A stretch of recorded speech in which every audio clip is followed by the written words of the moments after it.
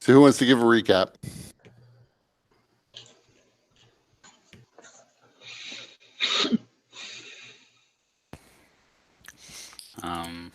Some curing, some arguing.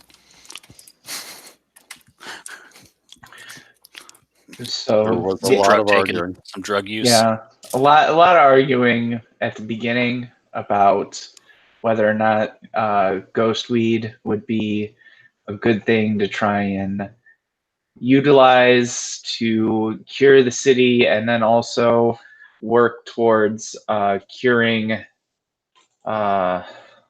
Lady Berenger's partner, and using that to try and get goodwill to get to the door.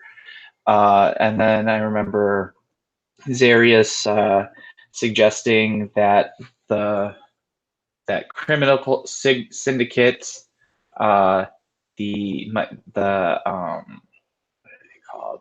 Ebenclad Brotherhood. The Ebenclad Brotherhood might be good to try and work with, and Lucirosi being like, no, that's a no good, and then everybody making fun of Lucirosi for that. And then T-Hole produced some ghost weed that apparently he had on him and smoked some and fell asleep. Kajika smoked some and saw an old war buddy, and who then was desperate to stick around and not go back because he was very afraid of wherever he was going. But Kajika was just like, see you later. And then there was, I remember Lucirosi with Zarius and T-Hole went to talk to their contact down in that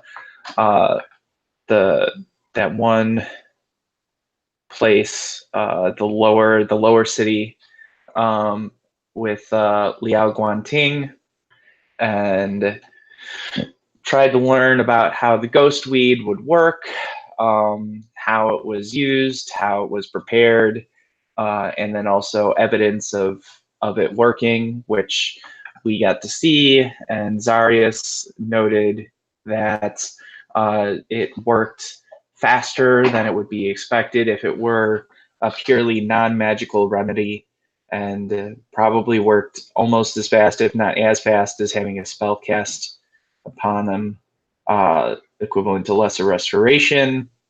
And Zarius also was able to detect that the contamination was pretty widespread within the what I can only assume was some kind of sweatshop that we were in, and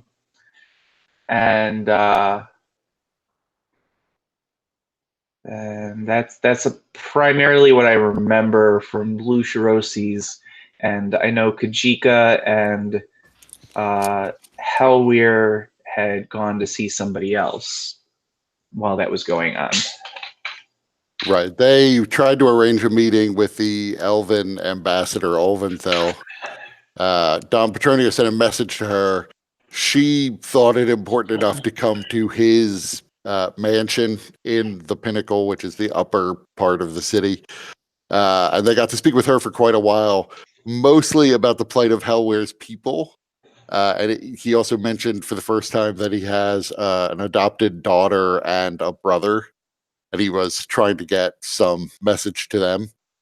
The Goliath apparently had been attacked by a coalition of demons and giants, although there was really no real detail on what's going on with that coalition, or why specifically they went after the Goliaths. It was mentioned that they attacked not just the Goliaths of Helweir's clan up north, but also other clans in other parts of the continent.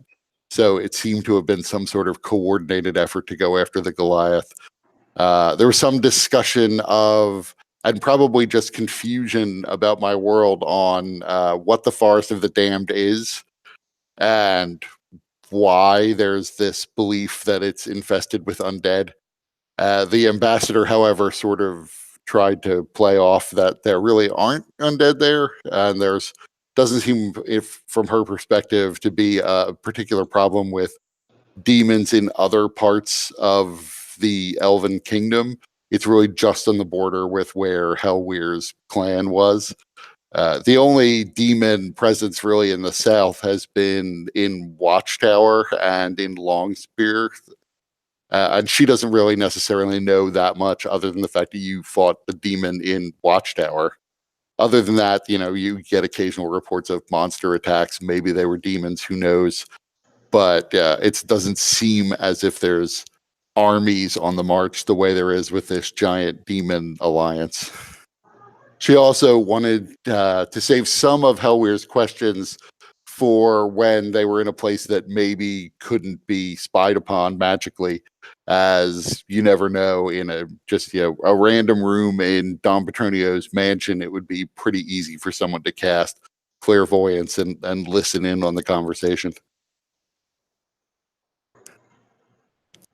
So it is probably a little afternoon, maybe 1 p.m. And you are all once again gathered in Dom Petronio's mansion. It's a winter out, so it's relatively cold, but it's a good bit warmer than you might normally expect. So while there was some snow still stuck to the ground on the sides of the streets, it appears to be melting off. The sun is out, and it's a reasonably pleasant day. What do you want to do?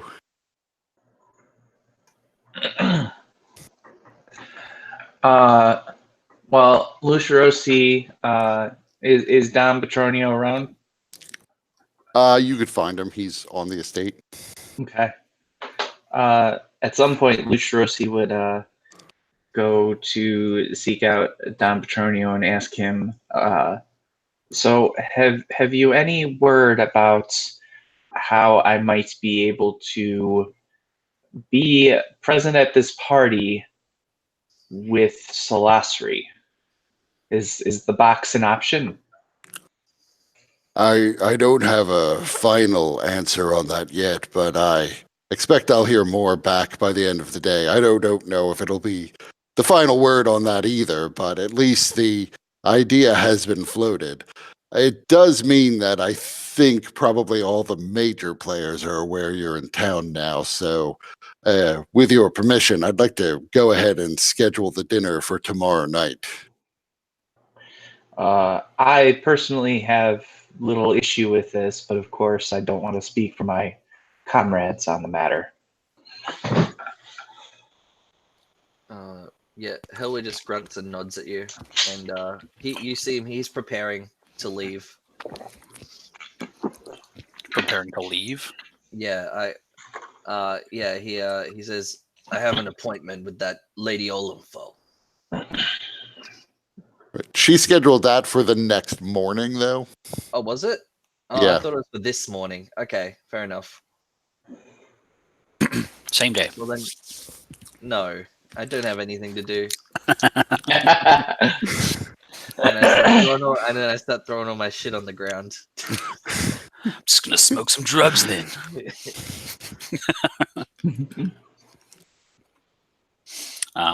Yeah, Zarya says no objection to whenever he wishes the party was like right now so he can get it over with. Yeah, Lucirosi shares that sentiment. He does not want this to happen. Keyhole is, of course, thrilled to hear that he will be the center of attention at a party.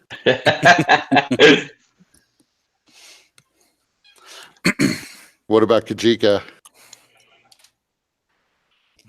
When is the party supposed to be? Tomorrow night. Well, it's too bad it couldn't be sooner, but that's fine. Excellent. Then I will have the arrangements all made. We will have the appropriate foods cooked and prepared and invitations sent out. Is there anything you are going to need today? Out of character, I can't remember with the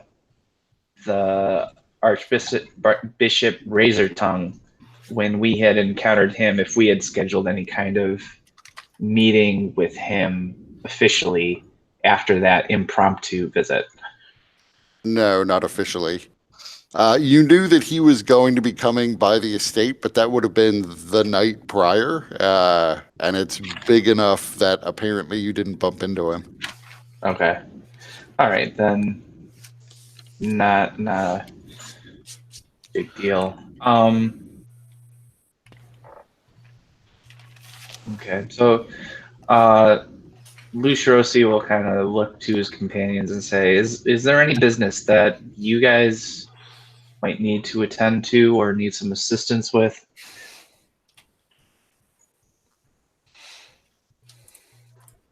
Not at this moment.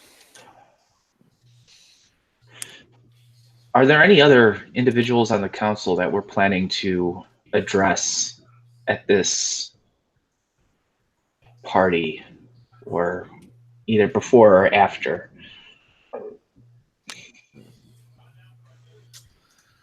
Well, just trying to remember. We want everyone on our side at least. But who we're going to seek after, I think we've already done the people who we want to seek, like talk to and shit like that.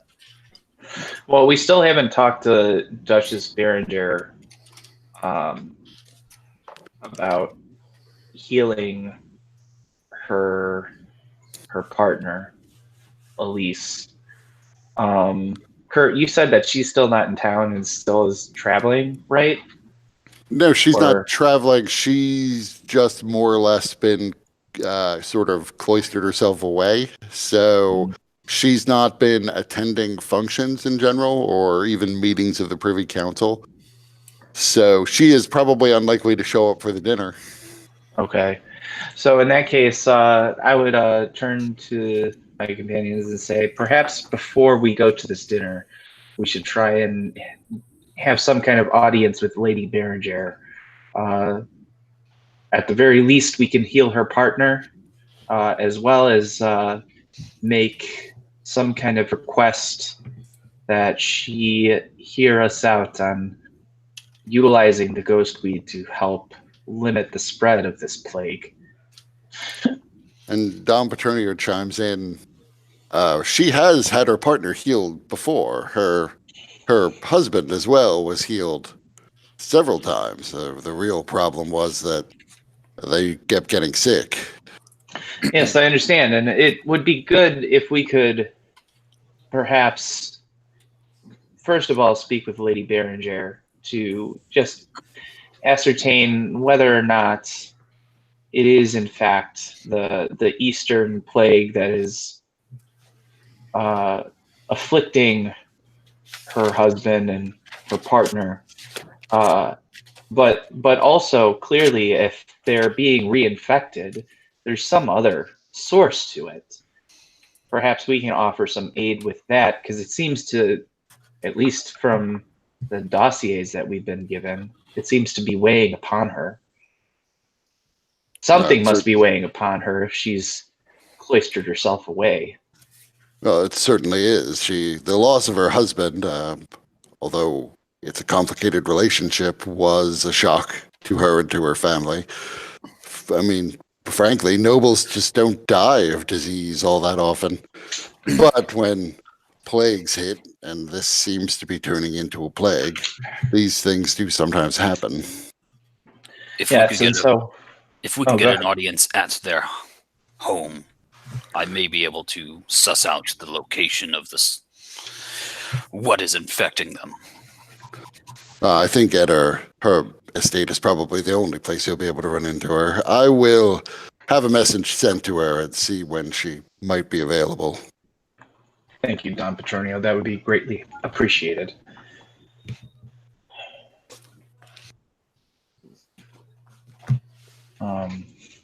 Don Petronio, might I get your opinion on the use of ghostweed as in terms of a medicinal agent in treating this plague?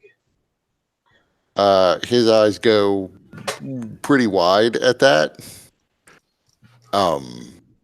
To treat a plague? Yes. Well, I mean, I'm open-minded, but I'm surprised to hear you suggest that. The church won't like that very much. Yes, I understand that the church has a very toxic relationship with the ghostweed. And certainly its addictive properties are well known.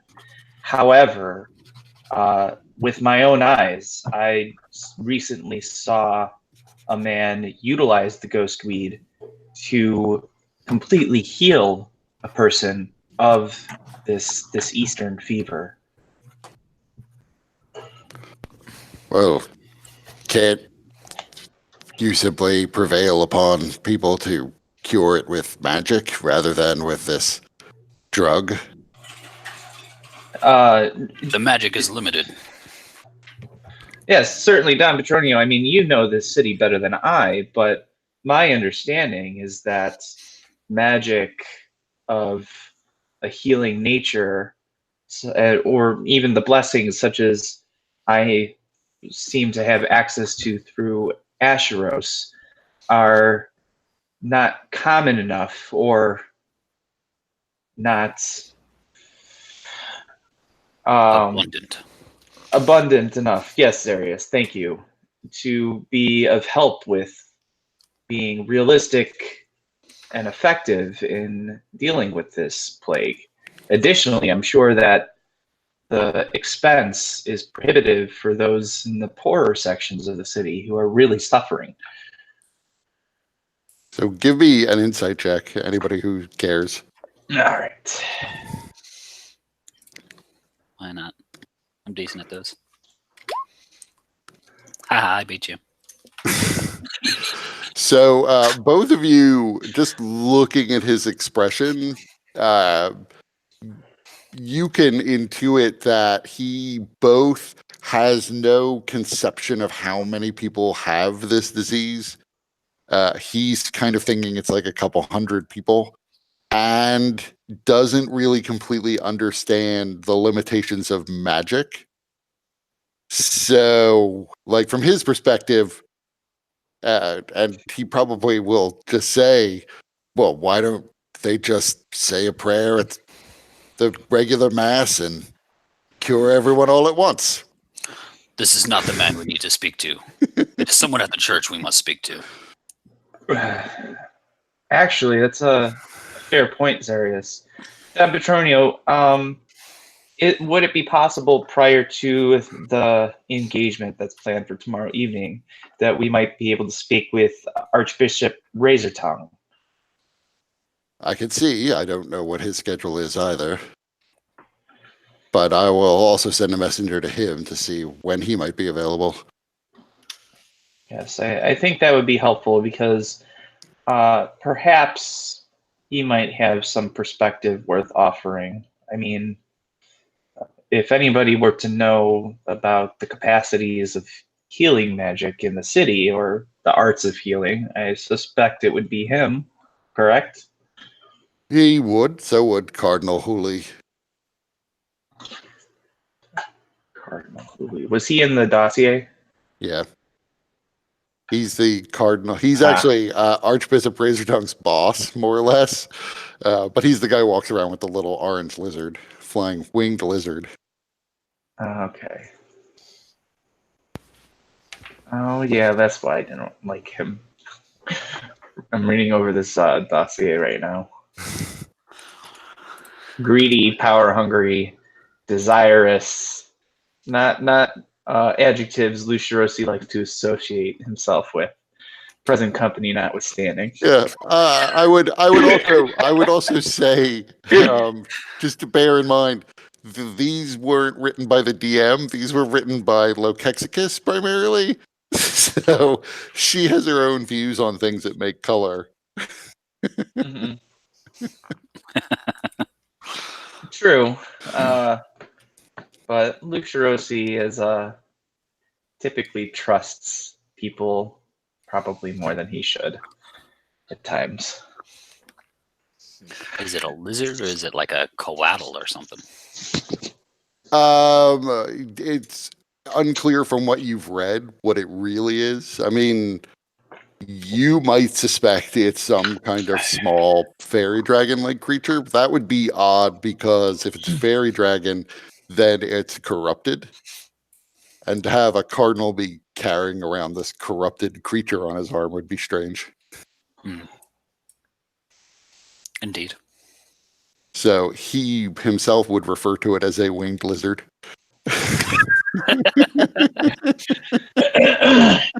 Maybe he'll be at the party and we can get an eye on it.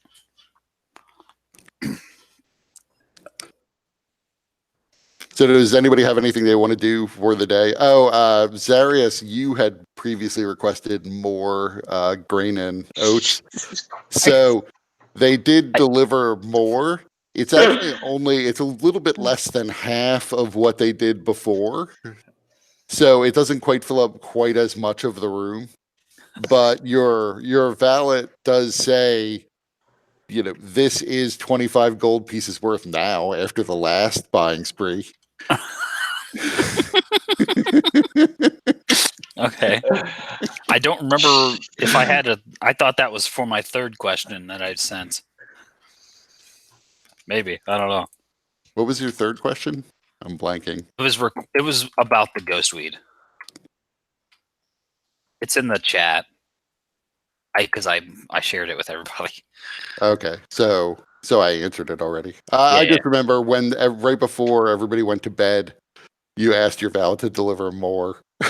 So it's there if you think of a fourth question. Yep, sounds good. While he's there, I also need diamonds, lots. Get your master to get. Yeah, his mouth sort of dropped.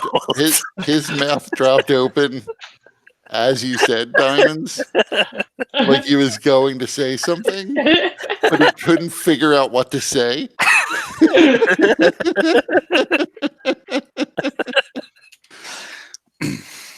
Zarius, what is it that you're planning? To save anyone's life that might need it. And how will diamonds help you with that? They are a component, and the revival of someone who is deceased prematurely. You really expect that to happen within the next few days? I do not put it past us. Dom Petronia sort of steps in and puts a hand up to the valet. How many diamonds? However What do you many need 300 gold diamonds? pieces we'll get. I do have connections. I can probably arrange for the purchase of diamonds if you need it. I don't know that my valet here would know the proper people to get to.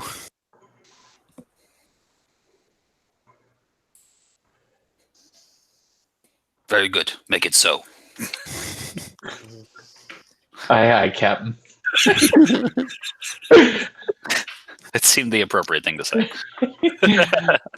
See, you would know the part of the discomfort is that certainly in the Empire and a little bit everywhere, the flow of diamonds is somewhat controlled. Like in the Empire, you are supposed to sell diamonds to the Empire. They give you a good price for them, but the law says the Empire has the right to buy all of your diamonds and you have to turn them over. And the reason is because there's a lot of nobles in the Empire who want to be raised if anything goes horribly wrong. Mm-hmm. And so a lot of places when you're dealing with the aristocrats, they will want to kind of hoard diamonds for themselves. But at this point, Dom Petronio looks still a little bit dumbstruck, not as dumbstruck as the valet, but he goes wandering off. Perfect.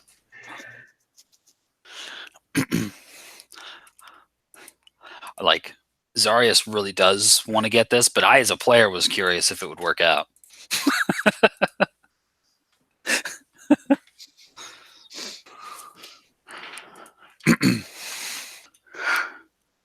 So does Otherwise, anyone have anything they want to do today other than collect diamonds?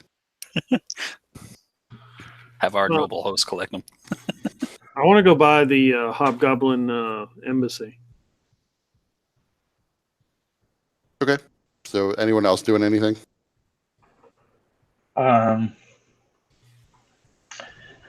Well, I have to wait before I gain audience with those people, and it's still the same day, right? From when we went to the lower quarter. Yeah. So then my spells and healing are already tapped, so I can't help anybody with that. So I might then just kind of spend the day down in the lower quarter, trying to just kind of provide mundane healing, if possible, treatment, and seeing if there's just kind of things that part of the city might need in terms of charitable works that I might be able to help with. Okay. Before I forget, are you immune to disease? Yeah. Okay. So I won't make you roll to see if you get the fever.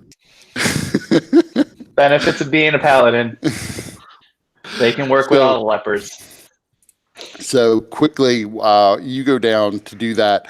It's essentially as I described in the email. You would guess that probably something like 5% of the city currently has the Eastern fever, or if it's not all one disease, it's all very similar. So it's probably all the Eastern fever. And from what you're hearing, it's it's the percentage of the population that has it seems to be growing. It's not at the point of growing like wildfire yet, but if it moves like most plagues, it's beginning slowly, and this rate at which it's infecting people is probably going to increase sharply. So it's potentially troubling for the city, at least in the short term. Mm-hmm. So one thing that go ahead. Sorry, one thing that I might add in there is, in addition to trying to heal and stuff, I might work with Don Petronio to see if I might be able to secure some fresh food and water, and kind of try to create some kind of, I don't know, food truck or food pantry that might be able to help alleviate some of the other types of suffering that are going on down there. Make me a persuasion check.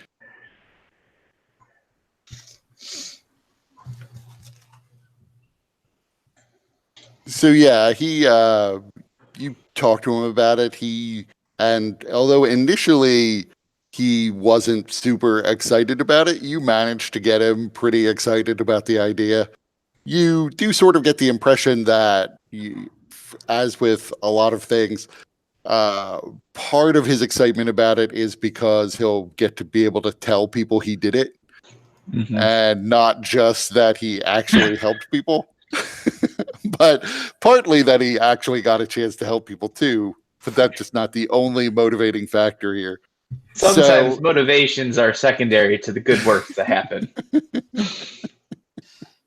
He's looking forward to being able to tell the cardinal and archbishop certainly that he went and did this. So he and your valet, his valet, begin collecting things. All of the servants throughout the house begin sort of collecting things, and you set up a little caravan of carts to send down. Of course, not that much grain because that's super expensive now, but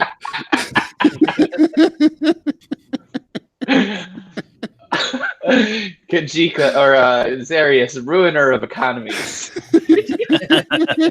Only of the wheat and grain.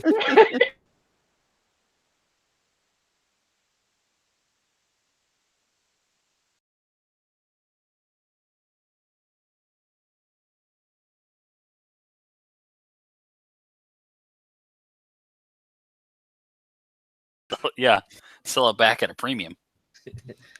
So what is Hellweird doing with his day? I'd just be doing weapon maintenance, I guess. I'd probably help them like pack up the carts, but then yeah, I'd just be like sharpening blades and fixing armors and stuff. Okay. So Kajika, you head back to the Hobgoblin Embassy. All right, I'm going to just kind of loiter outside, act casual, and just watch the comings and goings. Okay. I assume you're trying to remain hidden, or you're just trying to stand outside. Yeah, I'm just kind of like standing outside, just kind of. I'm envisioning a bench or some place to sit, and There's not so much in the way of benches. You could certainly there's plenty of places to stand around. If you're not hiding, give me an insight check. Or investigation, whichever works better for you. insight is much better. Yeah, I mean, I would say it's not that hard to figure out that other than like when people come and go from the embassy, hobgoblins move in groups. So you being like the hobgoblin on the street, it's a little bit obvious to the hobgoblins who man the gates of the compound that the embassy's in that you were there. They don't seem like they care, but they notice you. Is there anything in particular you're looking for? Just trying to like strike up a conversation with some of them, just a regular conversation without it being awkward. Okay, give me a persuasion check. That's something I do? No, that's not something I do. You discover you're trying to strike up a conversation with these people who are essentially manning the outside of the compound. At one point, one of them turns to you finally in a bit of frustration as they basically stand there stone-faced to say, "Our job is to stand here and be silent, guarding this place, not to chit-chat. If you want to chit-chat, that is fine. Go inside where everyone is lounging around, not doing their jobs like we're doing." And he then turns again and is facing out. Okay. So I'll go inside then. If they'll let me. So, yeah, they let you through. Okay. So what is it? So is it like a big courtyard and? There's the wall's not super high. It's about 15 feet high around the compound. Inside, and you've been here before, while most of these places seem to be sort of heavily landscaped, this one is kind of a barren courtyard. There are a number of people who, like, there are essentially training combat dummies and little tournament spaces. So you see a lot of the people who are staying here are presently training. Okay. I'm purposely avoiding the ambassador. So wherever he is located, I'm going to be the opposite end of the compound. Okay. You actually don't really see him. He doesn't spend a lot of time sort of outside, amongst these people. These are mostly probably functionaries, secretaries, possibly like the highest level person you'll find here is maybe like an under consul or something, somebody who's relatively low in the hierarchy.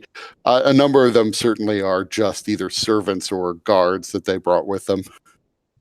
But you would know it's just hobgoblin society. They don't necessarily have to be military people to be out here training for combat. It's just what your people do. So for them, this is almost just like a playground / recreational area. To anyone else, it would look like it was a military compound. I'm going to ask one of the ones who is training if they, if anybody from the 1st Regiment, 2nd Battalion is here.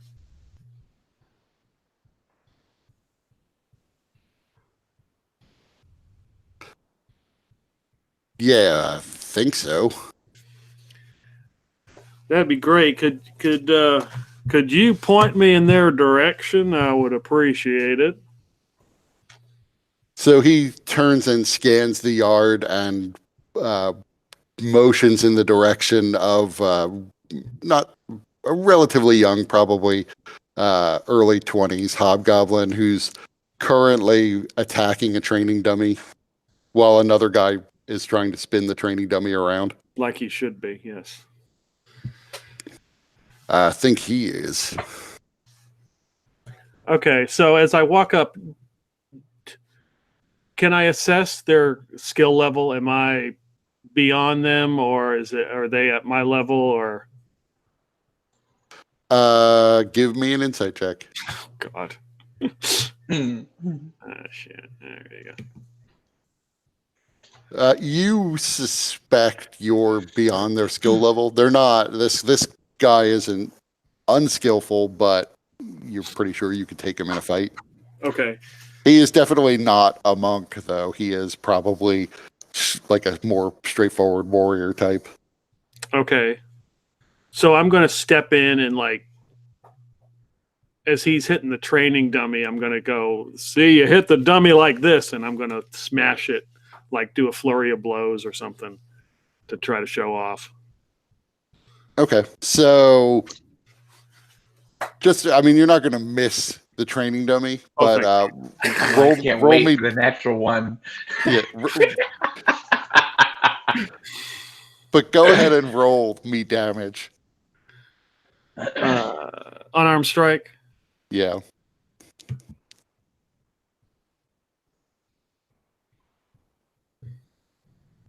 Roll it again. All right. And one more time. So, let's see. You see, he watches you do these strikes, and he looks a little bit taken aback. I mean, he is attacking with a two-handed sword. There are other weapons that are around lining the walls of this compound, but this is the one he's chosen. Are you a Grammaton monk? Well, I have to say that I am. You never know when you're in a fight, and you might lose your weapon, so that's why these come in handy. Am I in some sort of trouble? No, I wouldn't say so. You with the 1st Regiment of the 2nd Battalion? I am on assignment here. I'm God Nakai. And you are? Kajika. So you can see his name. Oh, okay. I didn't know. I thought you said he was guarding somebody. Guarding Nakai. I was like, who is he guarding? No, God Nakai. It means southern juniper tree, by the way. Okay. Well, you're a long way from the theocracy. Well, I think that's true of everybody here. I don't think we're even the furthest embassy that exists now. It's really, I guess it's a new and strange way to live for our kind. Yeah. What about you? Why are you here? I didn't think the Grammaton monks ever left the Hob. Well, official business, if I have to say. What do you think about living here in Montvale, being stationed here? It's boring. There's nothing that ever happens here. I haven't seen so much as a fight except amongst the hobgoblins here in sparring matches. Where were you assigned last? Well, last combat assignment was when we were attacking the Patchlands, trying to pick off some of the border areas, at least the smaller estates on the border areas, to expand the territory of the Hob itself. I don't exactly know why I got picked for this assignment. I guess it's a character builder. I don't know what traits they're trying to build here. So which way did you come when you headed through Montvale? Did you stop anywhere along the way? I am not following you. What are you asking him? I'm asking him when he left the Theocracy and came to Montvale. Did the unit stop anywhere along the way? Did they have to stop somewhere and camp, or was it a straight forced march all the way here? Yeah, we stopped in a couple of towns. I don't know that any of them I can remember the names of. Mostly we camped outside of town so as not to upset anyone. Yeah, we don't seem all a bit too welcome around here. Well, they think we're going to attack them. And he openly laughs at that. Give me an insight check. All right. Ah, crap. So you're not sure what the laugh was, if he thought his remark was funny or what. So how many people are at the embassy? I mean, is a ballpark like 200 or 300 people? Yeah, that's what you would guess from what you've seen. Okay.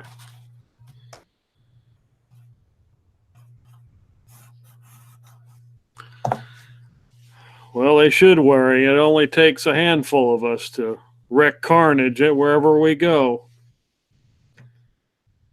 Yeah, well, that's certainly true. I don't necessarily know that they're all that concerned about us wreaking havoc on a city of this size, but individually they know that we could take any of them.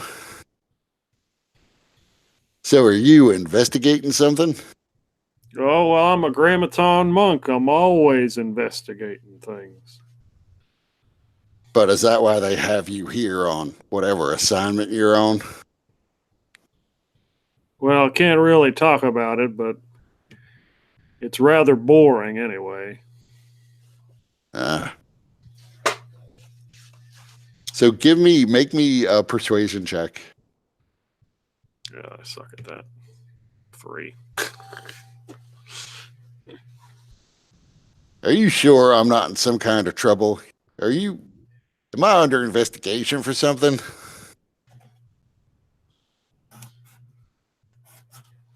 No, but you keep swinging that sword the way you're swinging it, you will be. Write his name down. Yeah, I don't know what your skills are off the top of my head. Are you proficient in like intimidation? No, got a little bit in deception, insight, acrobatics, stealth, and survival. Okay. I can't think of the name of the town. What's the town that had the portal to the Shadowfell? Was that Timbercrest? Yes, it was outside Timbercrest. So, did you ever have to go through Timbercrest or Watchtower? Well, I've been inside of Watchtower when we were assigned to, spy on the place while they were building up their walls, but I've never been inside it. Timbercrest I've never heard of.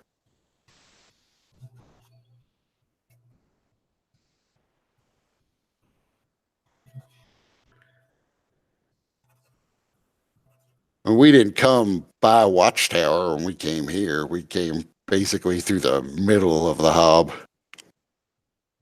Yeah, that's a little bit due north of here. All right, well, good luck to you. And I just leave, walk away.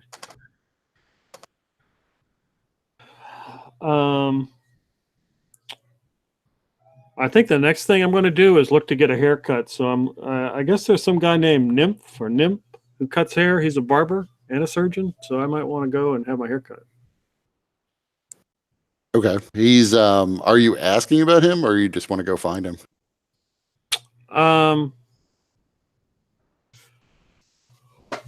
It's unlikely anybody here would know Nim because he's down in the lower city. They don't really wander. Okay. So if he And most of them, the haircut they have is somebody has like taken a straight razor and shaved their heads bald. okay. I probably wouldn't if I knew he was in the Undercity. I wouldn't ask here, but once I get to the Undercity, I would probably ask somebody. I don't know how long that would take. So, Give me an investigation check. oh yeah, there we go. It's gonna be a while. It takes you about an hour once you get to the lower city to find where Nim is. She has her shop in the Travelers District, kind of off against one of the walls in an out of the way place. But there aren't that many tieflings in the city, so it winds up being a little bit faster to find her than it might otherwise have been.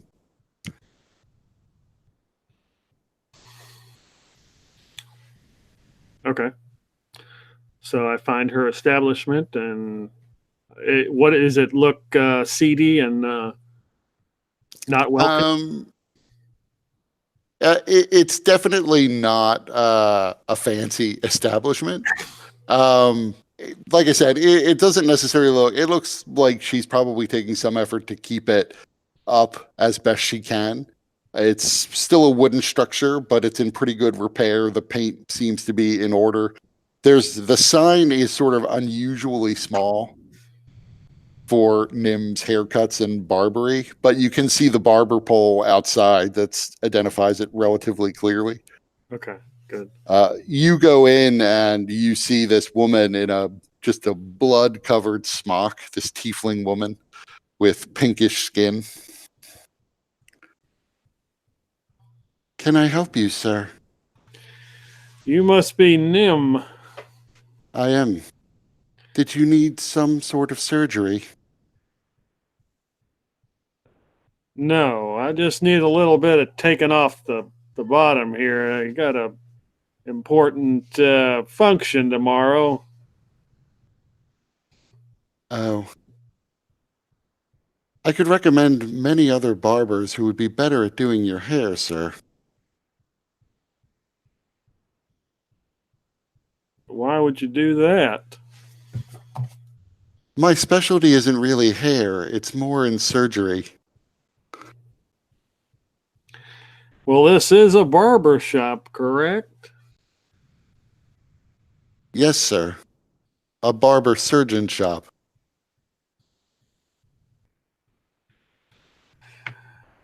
Very well, sit down. Okay. And she walks into the back.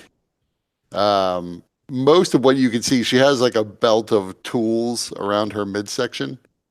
I'll just show the picture again. Yeah.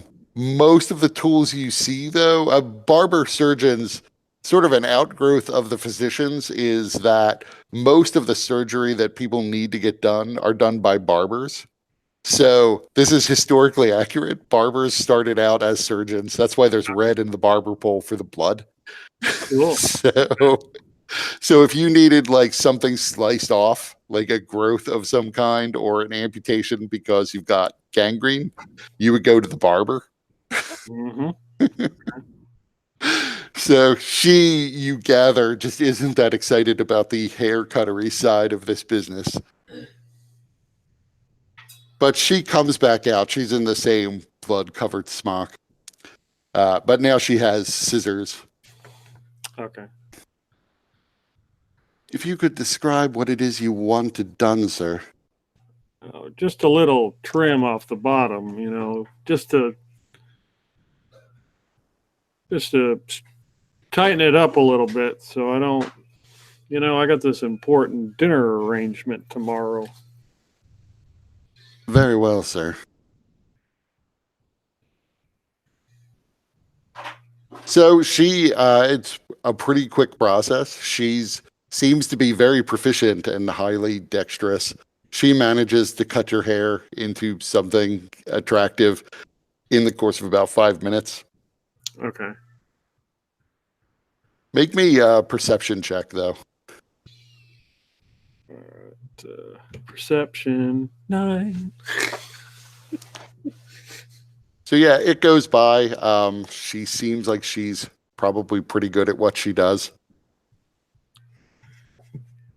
She draws no blood. So that's good.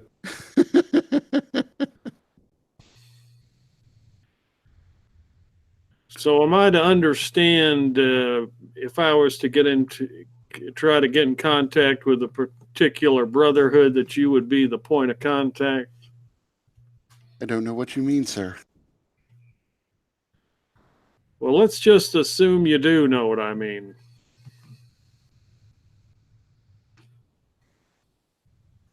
She's just staring at you.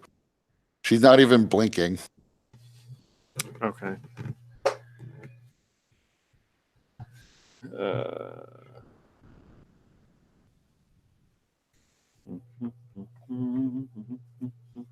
And then she blinks and says, "Very well, sir. I'm making the assumption. Hypothetically." So you would be the person to talk to? Hypothetically, if I knew what the Brotherhood was, then I might be the person to talk to, I suppose.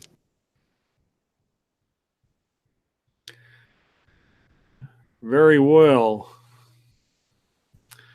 I assume I don't know how much this haircut is. And I assume whatever it is, I'll pay like 4 times as much for it. So that would be about, it's less than a silver. Okay, so 8 copper. or just what's at least a couple. I guess just drop a couple gold pieces then. You drop it on the counter. She doesn't look at it, but reaches out and slides it over into her hand and folds it into a pocket on her tool belt. Thank you, sir. Did you have any further hypothetical questions? Well, hypothetically, if we were to need your help getting in contact with this group, I would appreciate it. Well, hypothetically, I would probably want to know more about the help you desired. Well, hypothetically, I don't have that just yet.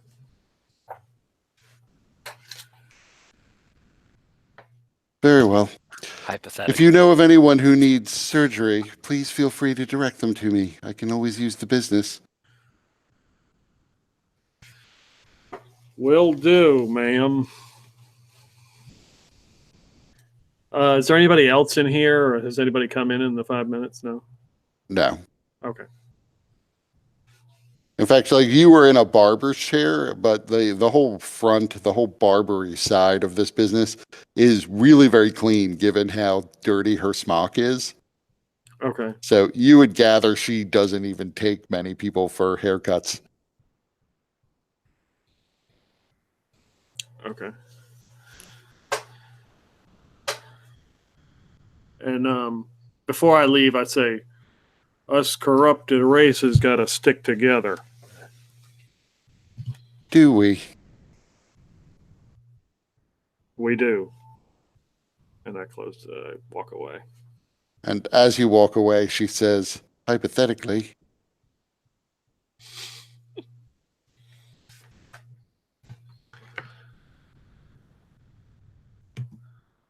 all right.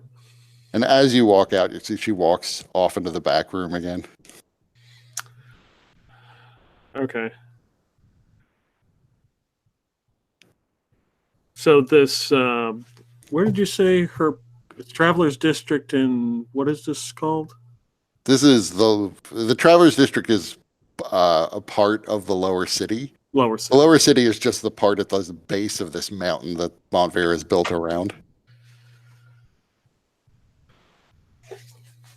So it's in the city itself in Montvale.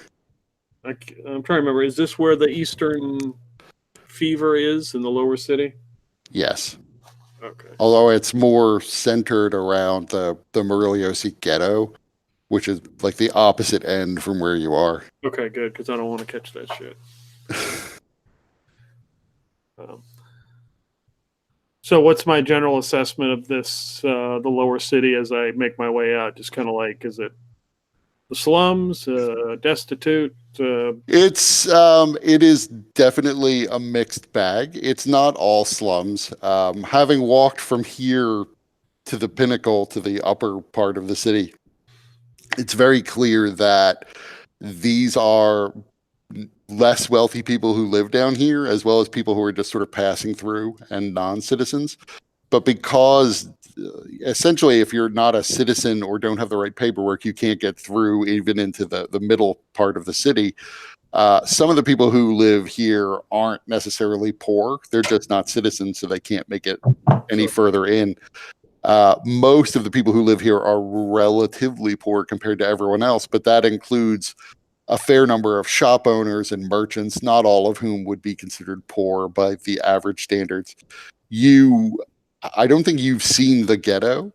So most of what you're seeing is kind of like upper, lower middle class homes seem to dominate the portions of the lower city that you've seen.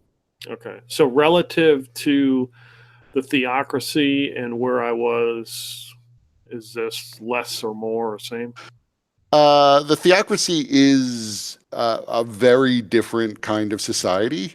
You would have seen way worse poverty in parts of the theocracy, particularly among the non-hobgoblins, because a lot of them are kind of living like peasant farmers. So living in like one room drafty shacks with dirt floors. And everyone you've seen here, which is roughly about the level of what Lucerosi has seen in the Merliosi ghetto, although even those are probably a little bit nicer.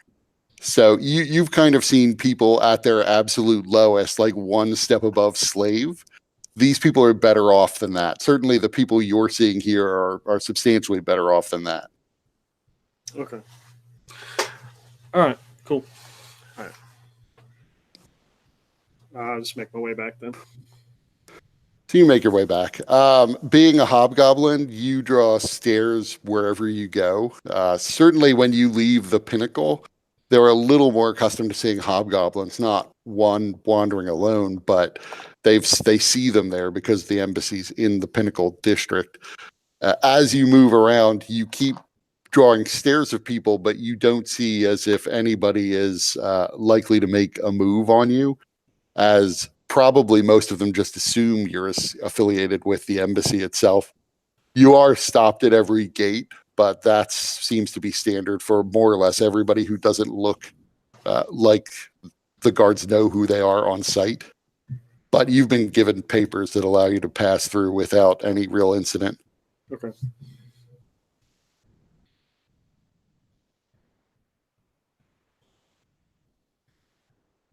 So is anyone else doing anything today?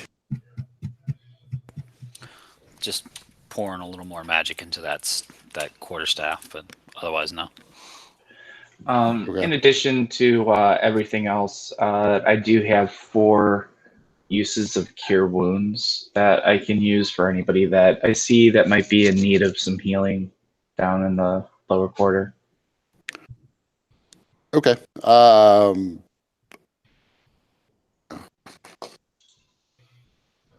So you do find 2 people who seem to they've suffered minor accidents, who need cure wounds.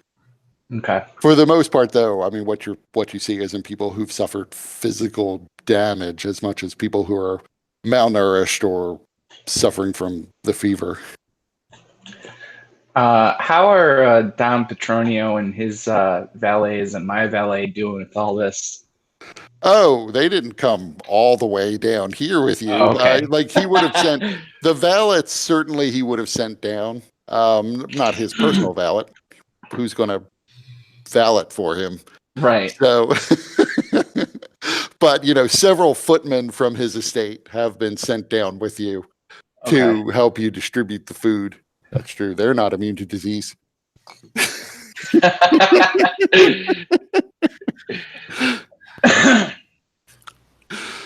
So yeah, they help you distribute the food to people. When you get down there, make me a persuasion check.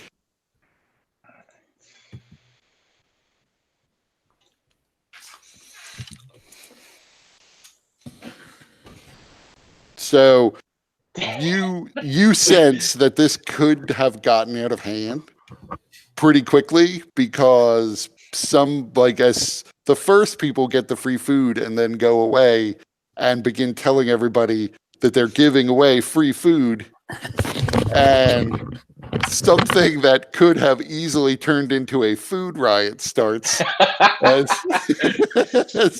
people move in to get their share, everybody afraid that they're not going to get any before somebody else carries it all off. More than one person comes up and tries to take more than a fair share of it. Several of them come up looking like they were expecting they were going to just hijack your carts and leave, but then they see you and your giant ass mace.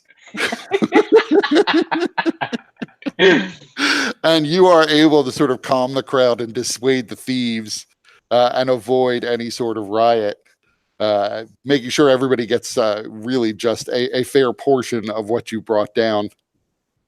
Still, with the number of people increases very rapidly, and although you brought down 4 full carts of food, it's gone in pretty much an hour and a half. Mm-hmm. Okay. So as I'm returning with valets, I would say, so there is a contagious fever here in this neighborhood.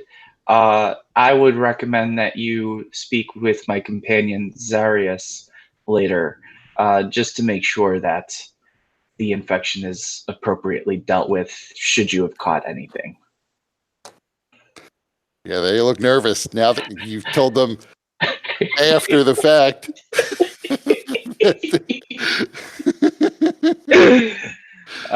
My apologies guys... for not informing you before. It has only dawned on me now to mention. But great work, guys. We helped a lot of people today.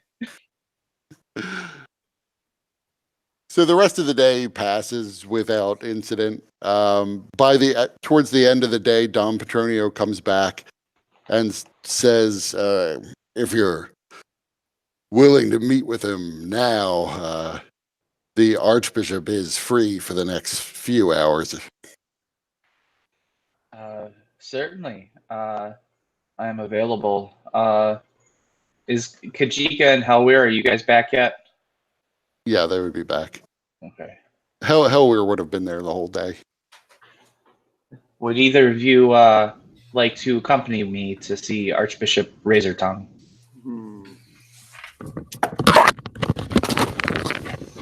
Don't know how well that will go. Yes. Zarius. Yes. These valets, they accompanied me to the lower quarter. I was wondering if you could check them over just to make sure that they didn't catch anything on the way back. Stand still. And then I'll take 10 minutes to cast Detect Poison and Disease.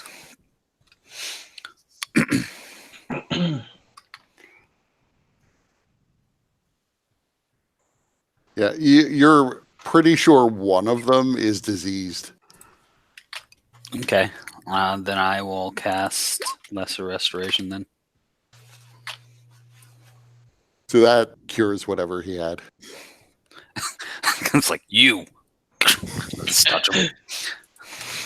It was early enough that, like, who knows what disease it was. It may have been the Eastern fever that he picked up today. Gonorrhea that he picked up last week. Who knows? I can identify the kind of poison or disease. So yeah, he actually picked up the Eastern fever. Yeah. There were no lingering or pre-existing STDs or anything like that, right? That's true. He has 7 diseases. Well, I'm only dealing with the one. Trying to get the action. So Zarius, Don Petronio has just informed us that Archbishop Razortongue is available for an audience. Would you like to accompany me? Very well. Helwyn just grunts and he's like, I don't know what to see, you stupid god people. And I just go back to whatever I'm doing. Lucirosi will turn to Zarius and say, can you believe Ashros blessed him? Oh, it's so frustrating. And as you look, like a little halo forms around Hellweir's head. There's like a glow behind him. Frank, you can hear what sounds like a chorus of angels. There's a low growl forming within Lucerosi's chest. The gods are strange. They pick who they will. Indeed. Let us go. All right. So is Kajika going? Probably not, because as it mentions here in the dossier, he's probably burned more heretics at the stake than any other member. So I'm sure that includes hobgoblins. So I don't think he'd be too crazy about seeing me. Let's see here. This Razor Tongue. Yep. Yeah.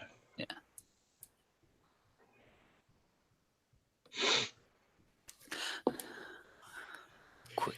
He says a war pass against the this. Sanctum Principalities would be just. What's the Sanctum Principalities? That is pretty far to the southwest of here. There is a coastal nation called the Sanctum Principalities.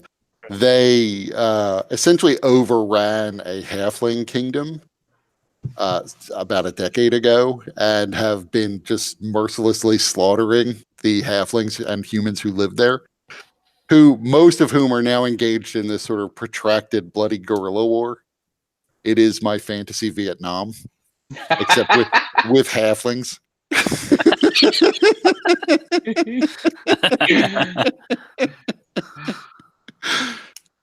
That's awesome. Very good.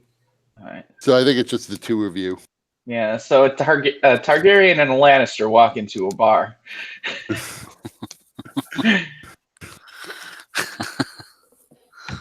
What? So yeah, your valets are sort of more or less prepared to follow you wherever you go. So they're ready to travel with you.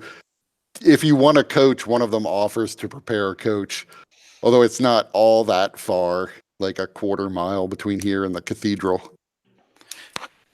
I'll So, take it.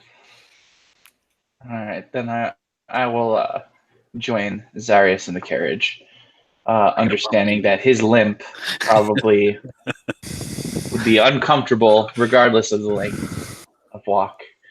We took 2 fucking weeks to get here, man. I'm gonna fucking enjoy this shit.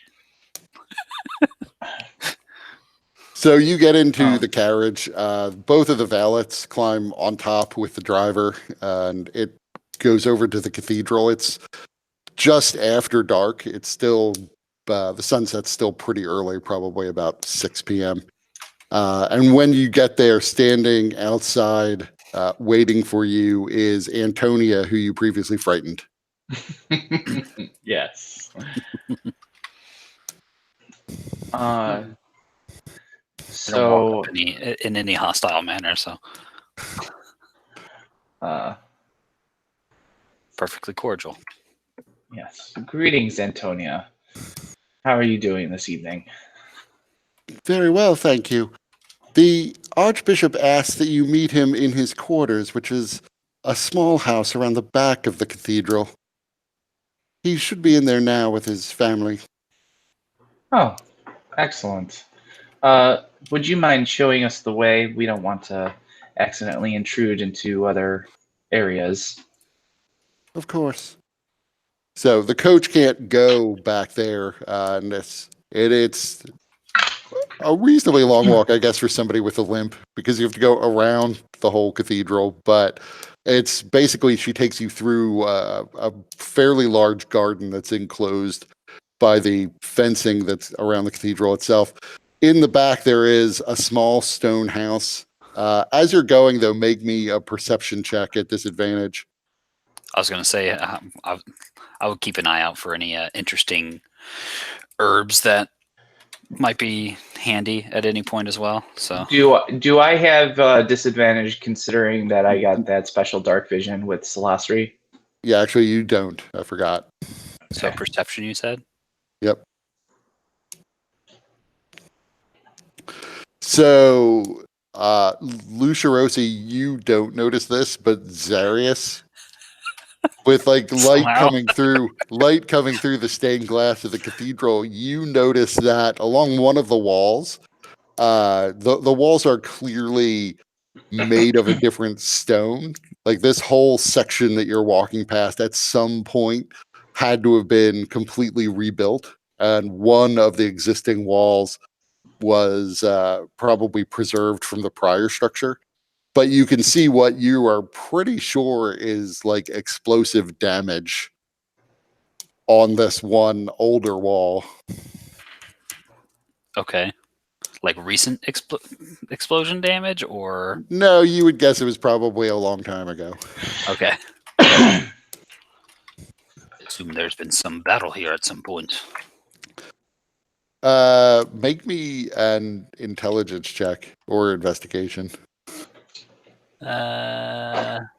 Lucia Rossi can too if you point it out to him. Yeah, I just did. Okay. Investigation. Roll better than me.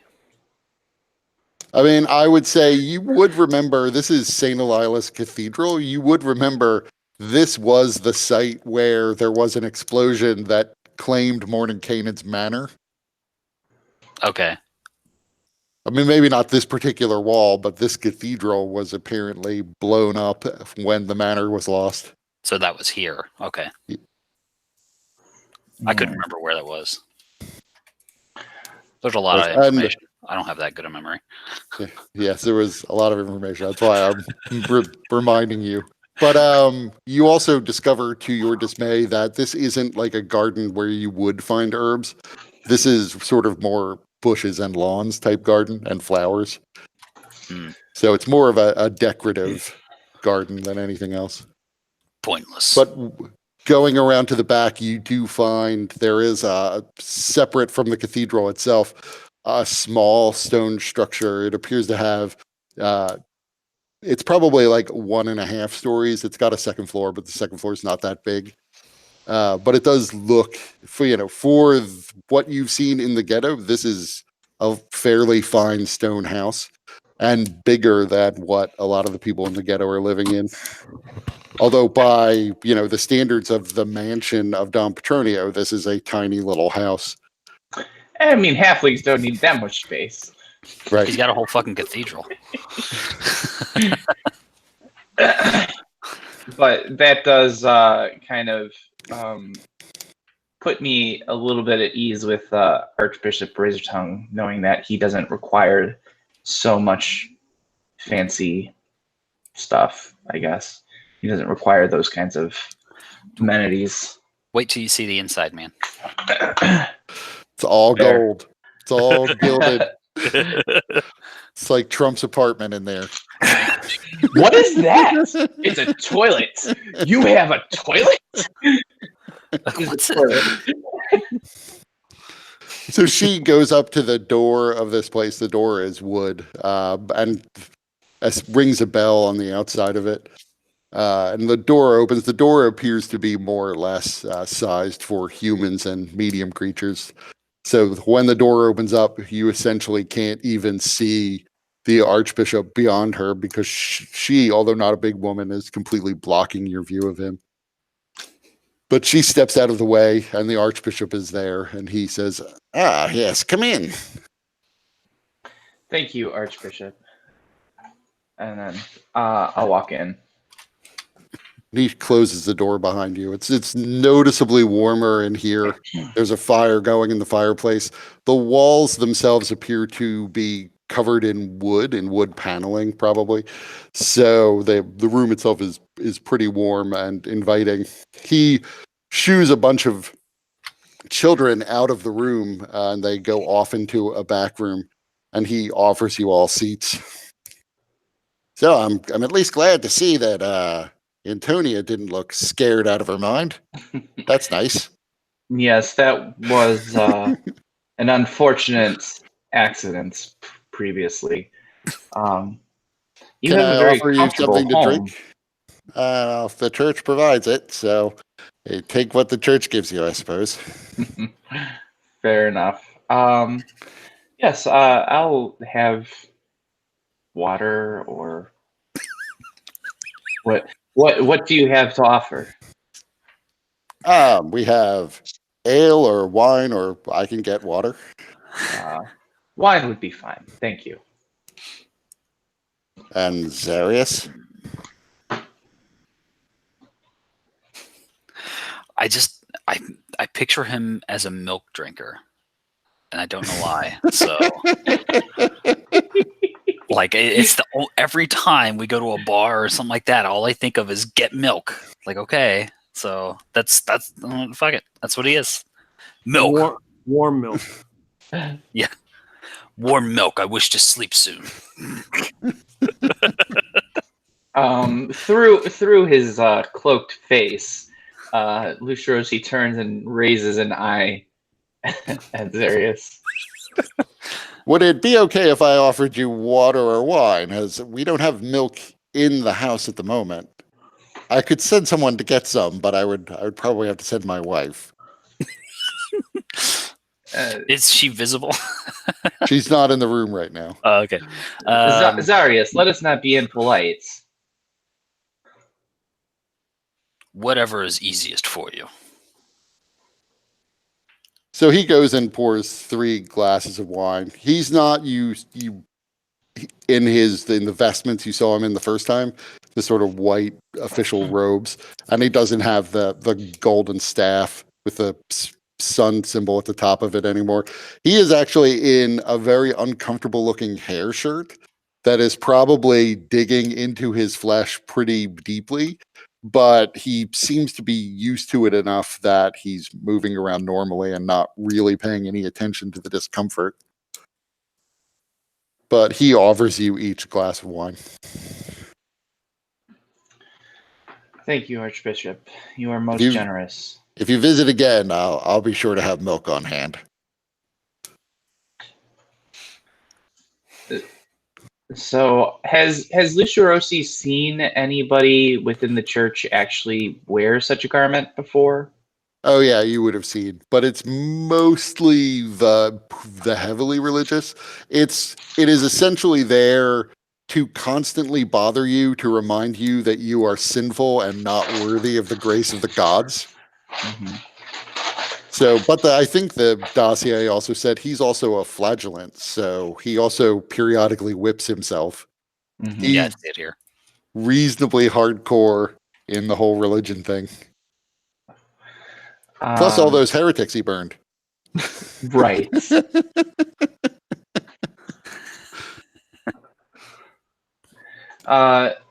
So, Archbishop Razortongue, we are, as you know, we are relatively new to this town. We were wondering, what are your thoughts about, the recent events and occurrences that are going on? I've heard that there's a plague that is starting to take roots, and then there's also this business of some kind of door.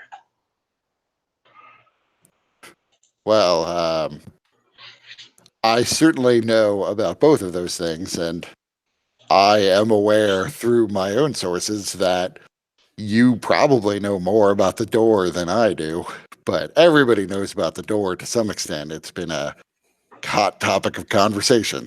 The nobles really don't have that much to do day to day, particularly in winter, so gossip goes around pretty fast and furious. I've heard a lot of theories about what the door actually is, although I think it's been narrowed down to something to do with Morden Canaan and some sort of portal to a house or something like that. I don't know that much about arcane magic, but I know that Morden Canaan has some relationship to a magical mansion.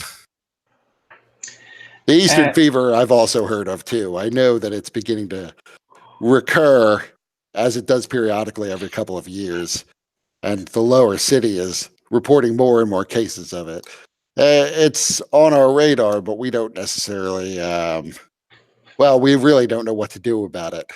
A lot of people will say it's just the way of the world. It's divine punishment. I know it can be cured, but it can be cured one-on-one. We don't have the capacity to cure everyone of it, and we don't really have any other way to stop its spread.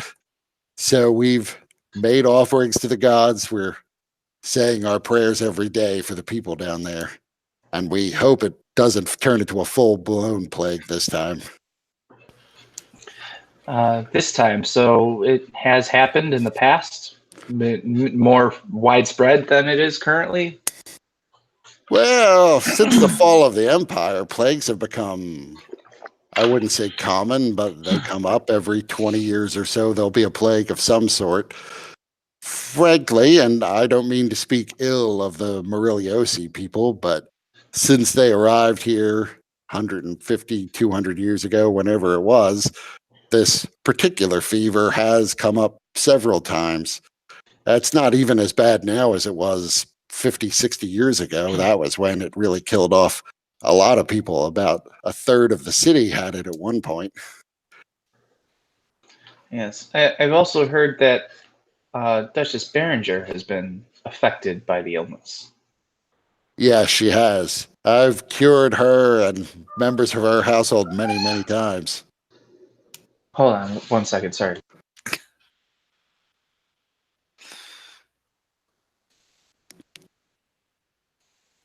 So a woman comes out from the back and he's like, this is my wife. And he's like, can you go and get some milk? And she does not look happy at that suggestion. So she starts to say something and he's like, hold on, just 1 second, dear. I'll be right back. And he goes into the back where you hear her yelling that this is very inconvenient for her. And then you see her trudge out. She seems to have put on layers of clothing and shoes. Goes out the front door, and he comes back. She'll be back in a few minutes. She really just has to pop into the dairy, which isn't really on the grounds. It's next door to the cathedral. She sounded unhappy. No, she's thrilled. Thrilled to be able to go and get you this milk.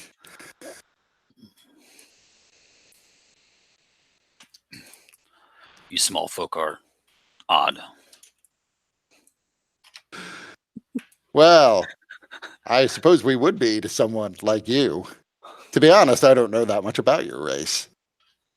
I mean, I've talked to Lady Patron, but I don't even know if her kind, and I gather she's a gold dragonborn, is all that similar to your kind, which I gather you're bronze dragonborn? That is close enough. So not bronze then, just something similar. Brass? You don't look that brass.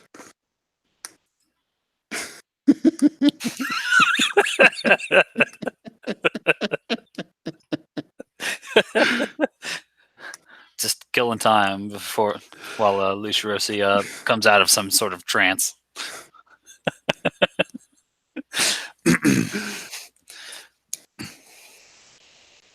Well, while he does that, I'm going to go to the bathroom. So I will be right back. Let's just take 5. Yeah. refill on water then.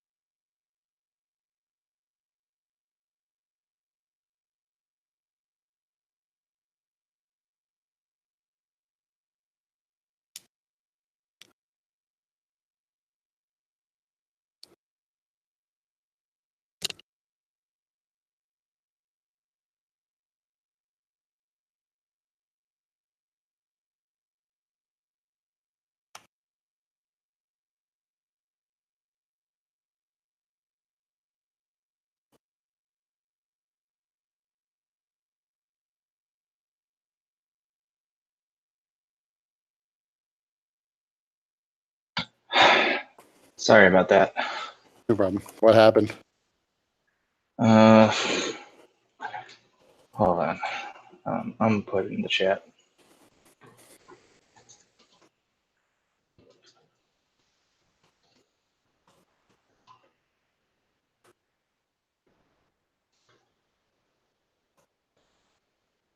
Yeah, we mostly just went on break. The wife of the Archbishop was sent off to the local dairy to pick up milk, and he accused poor Zarius of being at first a bronze dragonborn, and then made aware that he was incorrect in that he guessed brass. Correct answer was copper, but he doesn't really know his dragons.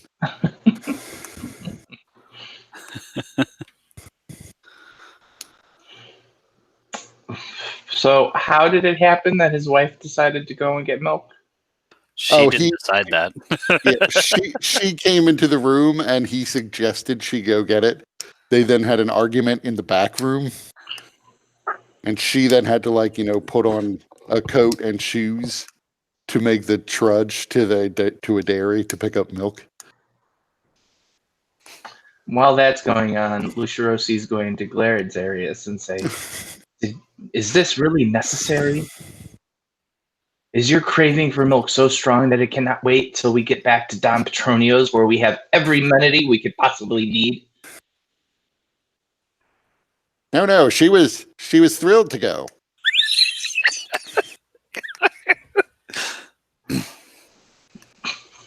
Seems fine. Yeah, all I ask is that please, when she gets back, don't leave before you've drank that milk. Or take the milk with you, please. Something. Throw me a bone. Oh, the milk will be consumed.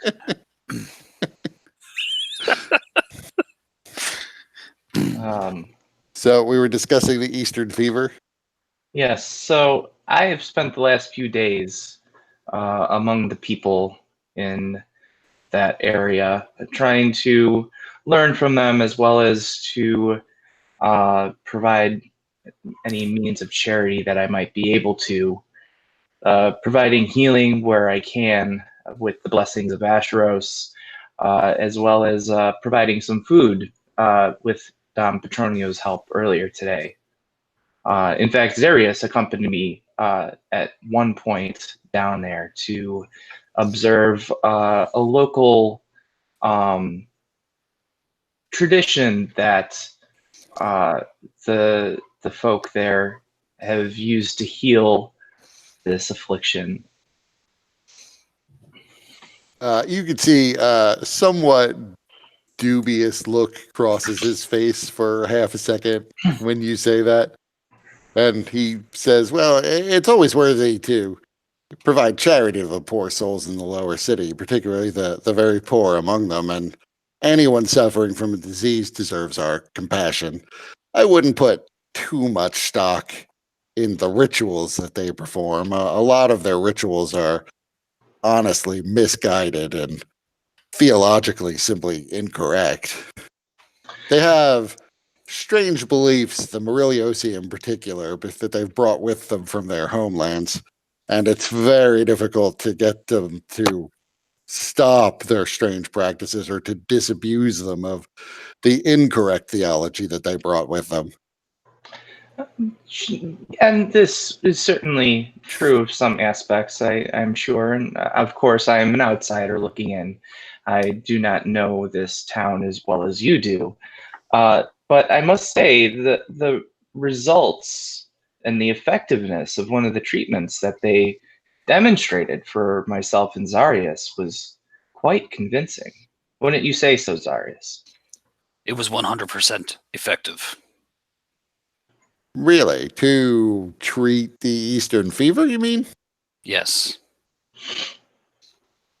Well, that's surprising, but I guess they have been dealing with it longer than we have. I'm surprised they haven't used such a treatment before.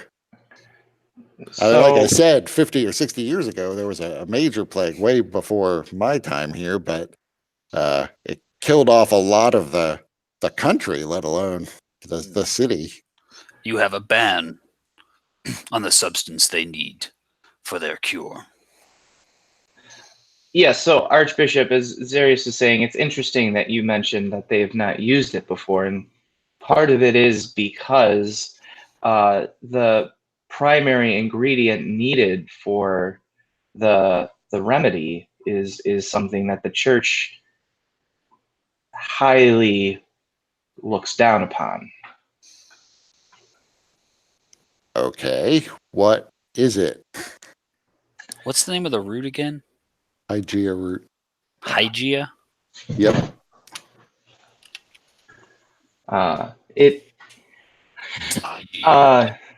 Yes, it's ghostweed, actually. Just the root. So they use ghostweed in this cure so that they can talk to the ghosts? No, not necessarily to talk to the ghosts. So all I can say is what I was able to observe with my eyes. And what I saw was that the ghostweed was prepared, with several other remedies or several other herbs, which Zarius, with his skill with medicine, was able to confirm alone could not have produced the effect that we saw. But it was able to alleviate the affliction instantly, as if I had used my blessings from Asheros to heal the affliction myself. I am sympathetic to the fact that they do need treatment and they are suffering from this disease. It's still, I have to say, a pretty tough sell. The spirits that Ghostweed conjures up often are, well, they themselves tend to spread heretical beliefs. They often blaspheme. Several of them will wind up breaking away from whatever effect it is that summons them, and then they become their own special problem, undead problem that has to be dealt with. Not to mention the fact that using the weed itself can kill people. It takes time, but it can kill people, and even trying to break the addiction it can generate can kill people. And Archbishop, I am not suggesting that we allow just free access to the ghostweed. I mean, clearly it is problematic, but is there any way that it might be offered in a controlled manner, specifically to target this plague, as even as a prophylactic measure to prevent the spread of it beyond the lower quarter? I mean, if it has afflicted Lady Berenger, and who has access to a number of amenities that would protect her from such an affliction, then surely it is becoming a problem that needs to be treated seriously. I hear Ghostweed causes autism.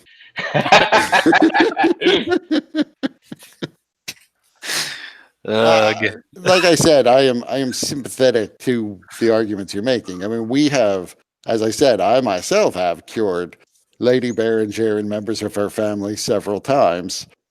Nobody really knows how things like this manage to reoccur. All we know is that the best you can do is continually heal people like Lady Berenger and her That is household. not the best you can do. Of course it is. We can get rid of the disease. It's It not my lingers. fault that sometimes the gods feel that they have to re-afflict people. This is sorry. This is me outside of character laughing at this motherfucker. All right. And unfortunately, the effects of the Eastern fever tend to be cumulative, so that when somebody picks it up again, it progresses all the more rapidly.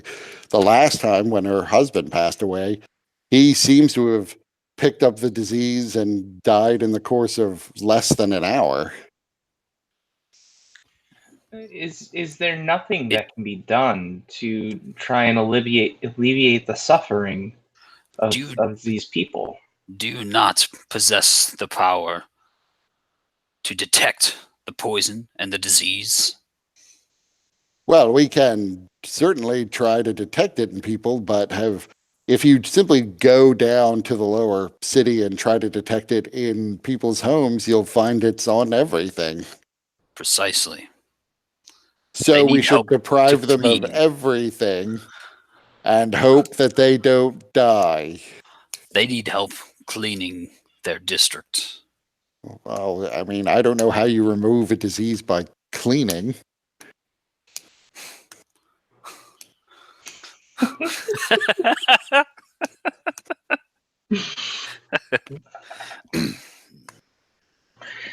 I'm just curious if there are those who possess this knowledge, though clearly you do not have it yet. You mean the physicians? I've spoken to many physicians over the years.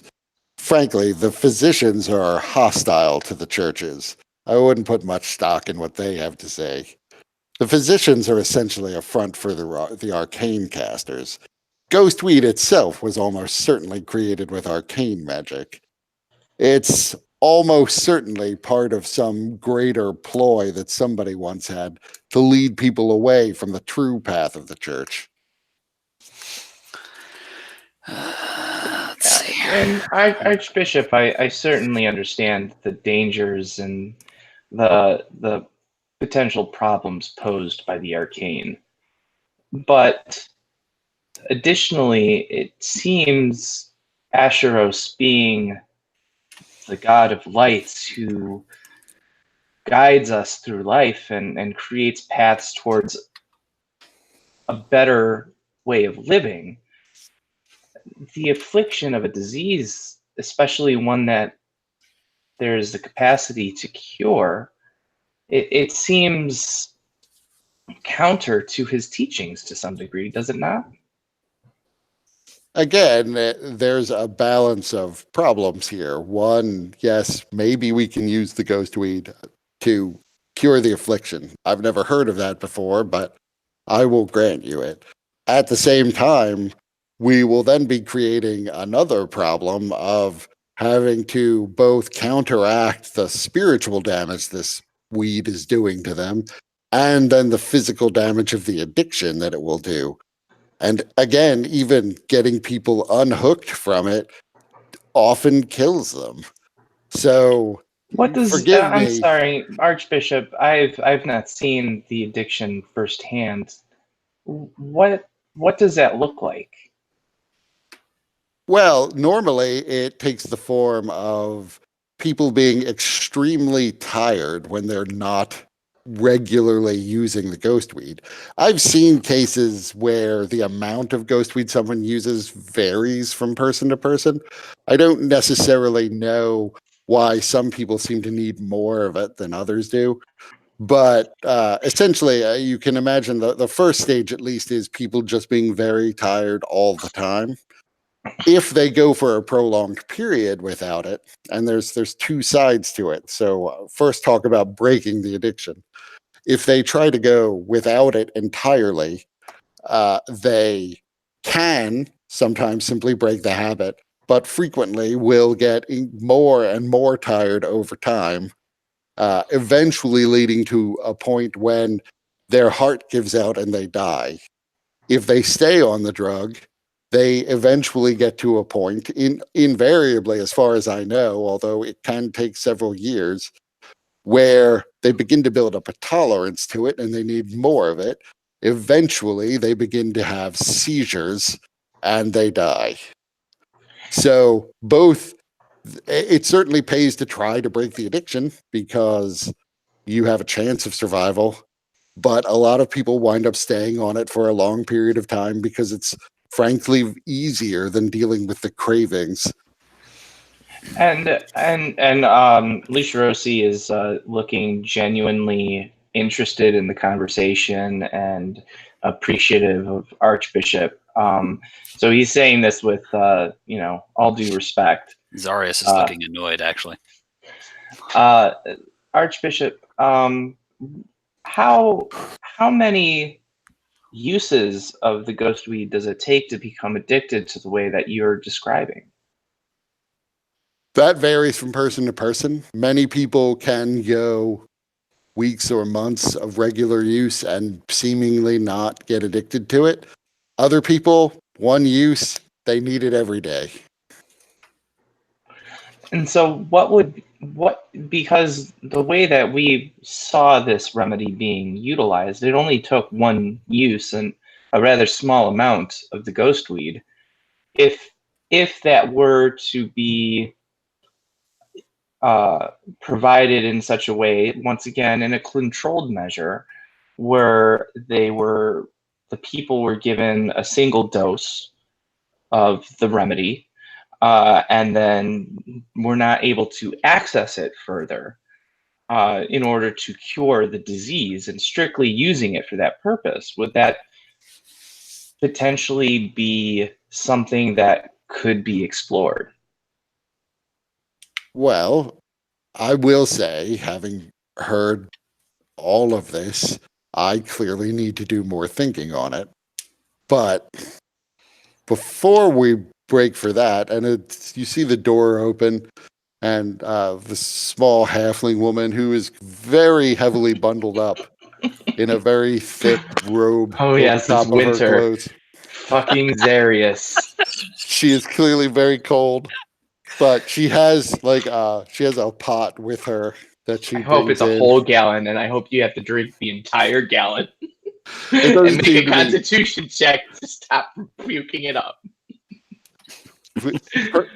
better or worse, I can't say, but it doesn't seem to be a whole gallon. It seems like maybe it's like 2 glassfuls. It's not like a big jug. It's like an urn-sized jug. And she comes over. It's clay. Given that it's clay, she puts it down rather forcefully on the table in front of her husband. But it's not hard enough to crack it, thankfully. And then she waddles off in her coat. She does not say anything as she does this. Thank you, dear. See, she was thrilled to go and get you your milk. Let me get you a glass. And for a second, he thinks about asking her to get a glass before she walks out of the room, but he thinks better of it and gets up himself and retrieves a glass. Archbishop, thank you for your generosity, and please communicate our thanks as well to your wife. I certainly will. But so I'm going to need to pray on this to figure out what the path forward is. It's a lot of new information. I've never heard of ghostweed being used for any good purpose ever. But It more surprised me as practically, well. on a more practical side, though, I don't know how many people are afflicted with the disease. I gather it's thousands. It's a big city. A lot of reports are coming in of the disease spreading in the lower city. Where would we even get, if it's 1 dose per person, where would we get it, and how would we prevent, as with Lady Berenger, everybody from simply catching the disease again? If it works at least like a magical cure, wouldn't they just pick up the disease again? You must work with the physicians. Yeah, that's They going to be a have very the tough sell. sanitation knowledge you lack.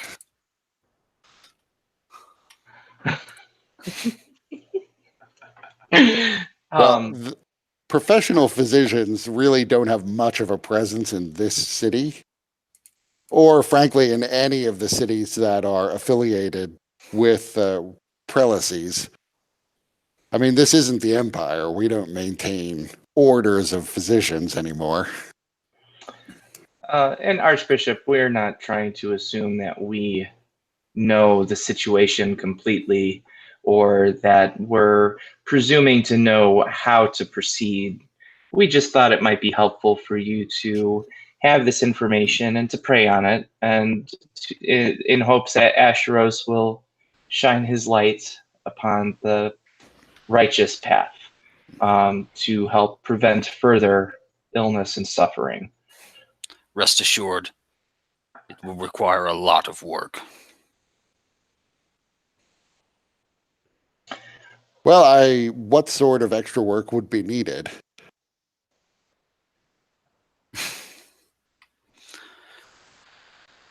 You will need to figure out a way to help these people clean up. Again, seek a physician. I know of one. I will reach out.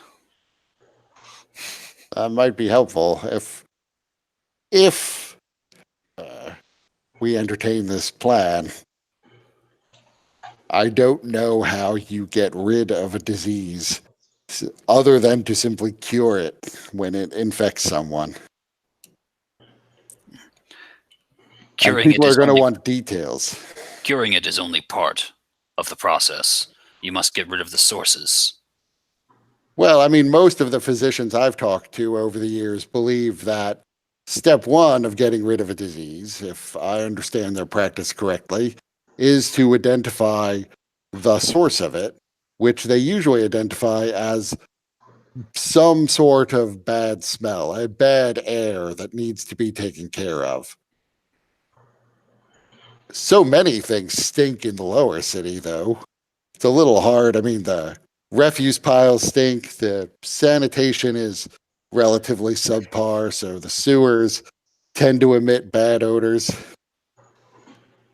This will be a Yes, golden opportunity for you to work alongside these physicians then. Your ability to detect these poisons and diseases will be invaluable.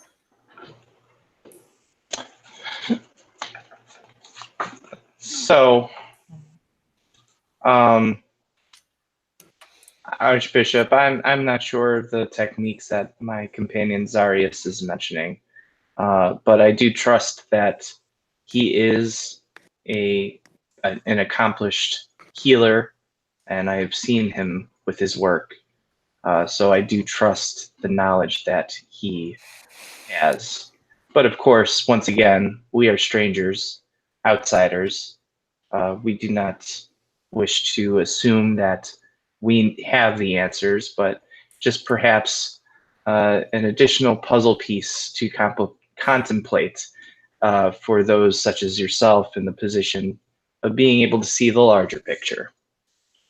Well, I myself have seen the work you've done with Daggerface, same as Holbein, and I do have the utmost respect for your work. I don't know that, short of curing the physical injuries magically, that I could have kept him alive given the extensiveness of the damage done. Granted, he doesn't necessarily seem as though mentally he's all there anymore.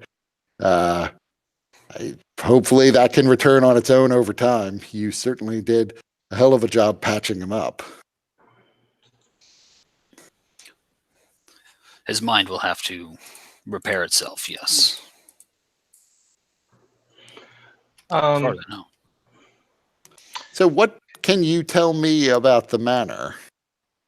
So I'm The glad that magic you brought that up, door. Archbishop, because It that is was late. actually I wish to go to bed. not before you drink your milk, Darius.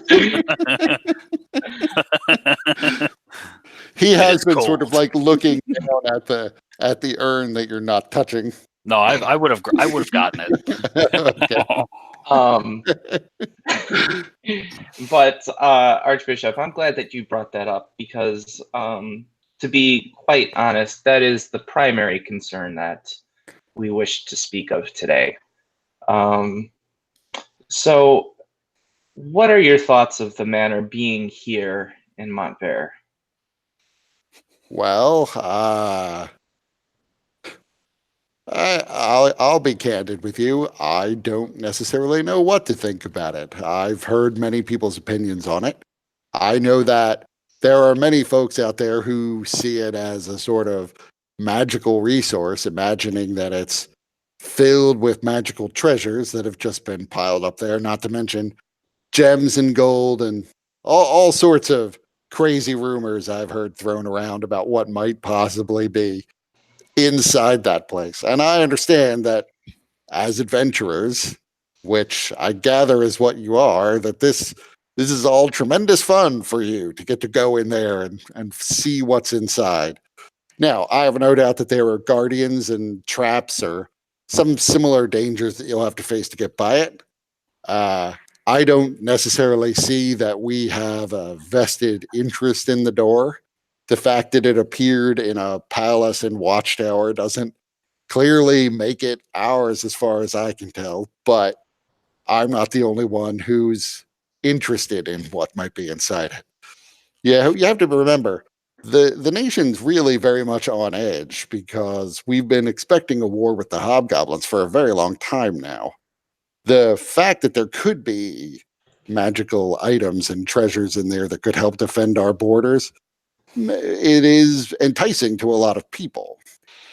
As many people, including, I would say, definitely Lady Berenger, would be equally frightened by the fact that some wizard's door has appeared in our fair country and wouldn't want us to have anything to do with it.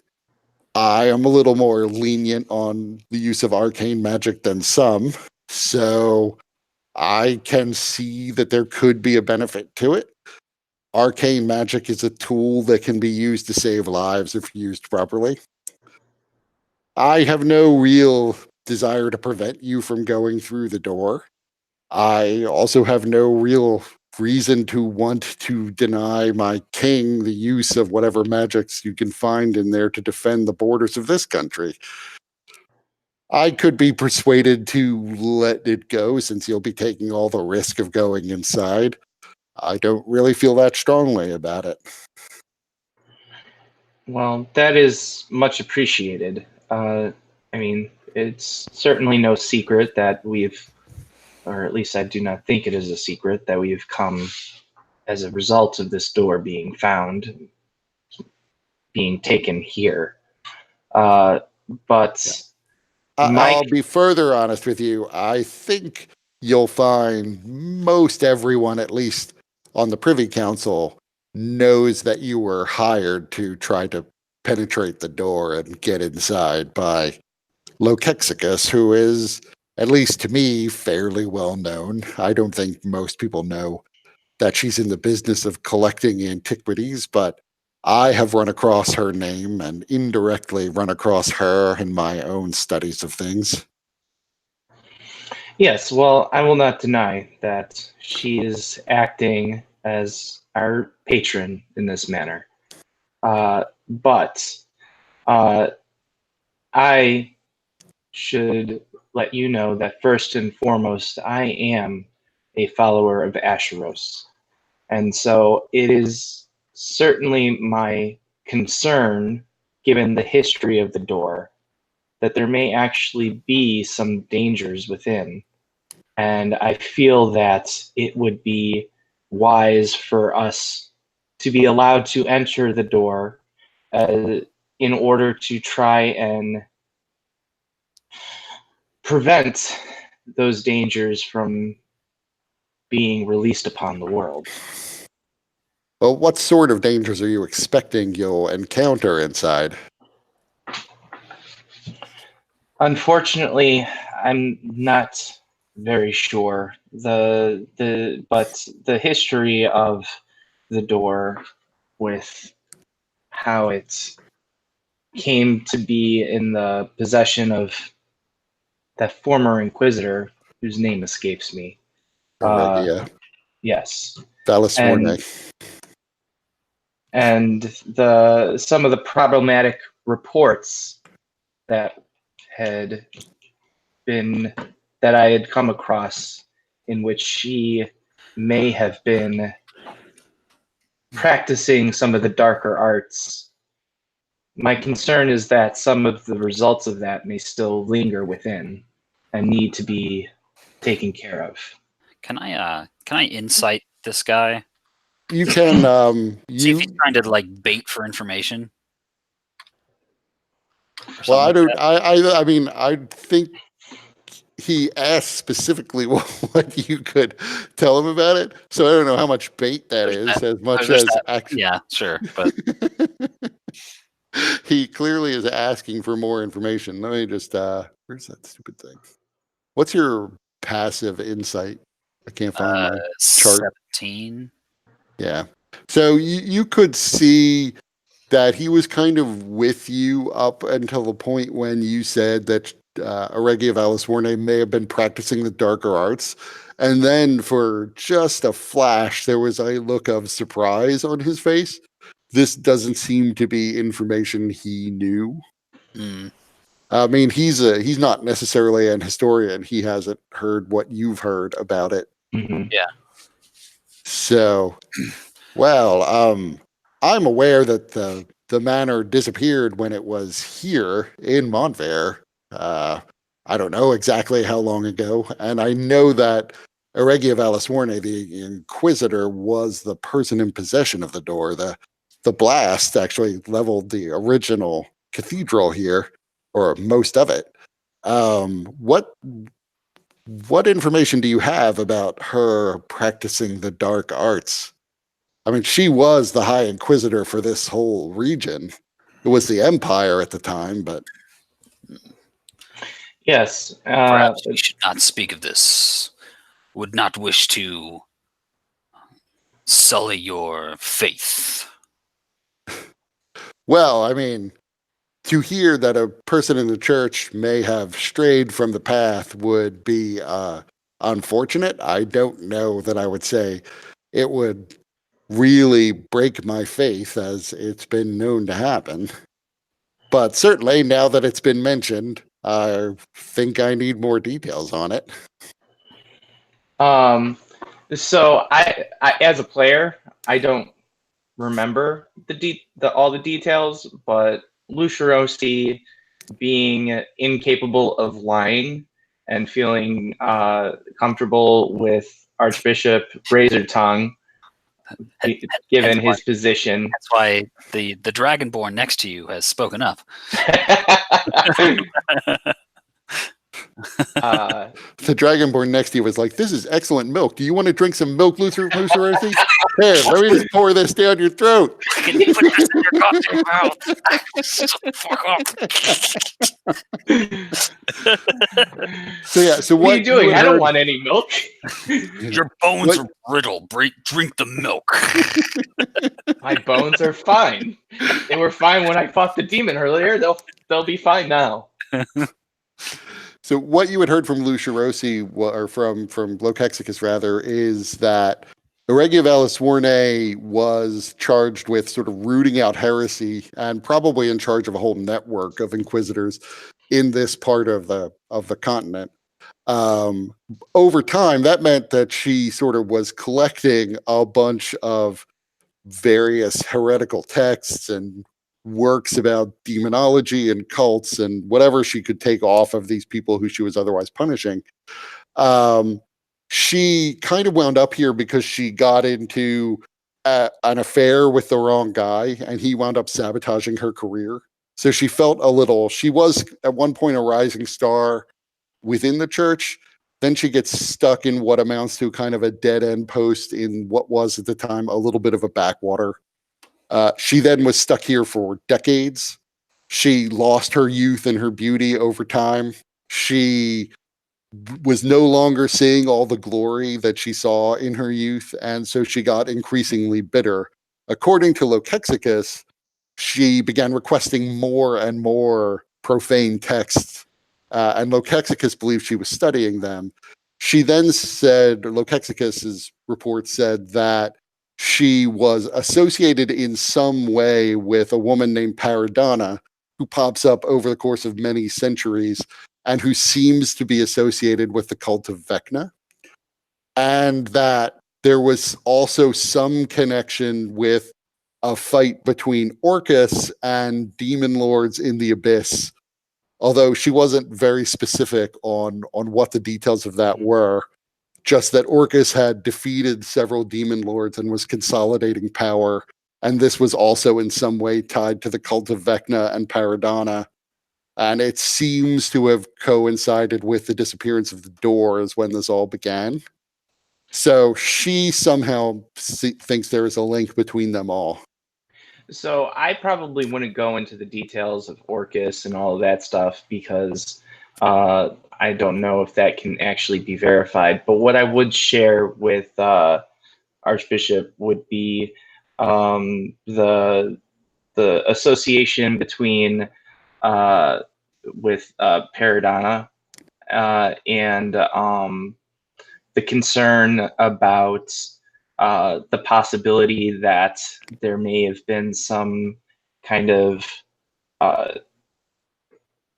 unholy or demonic influence involved.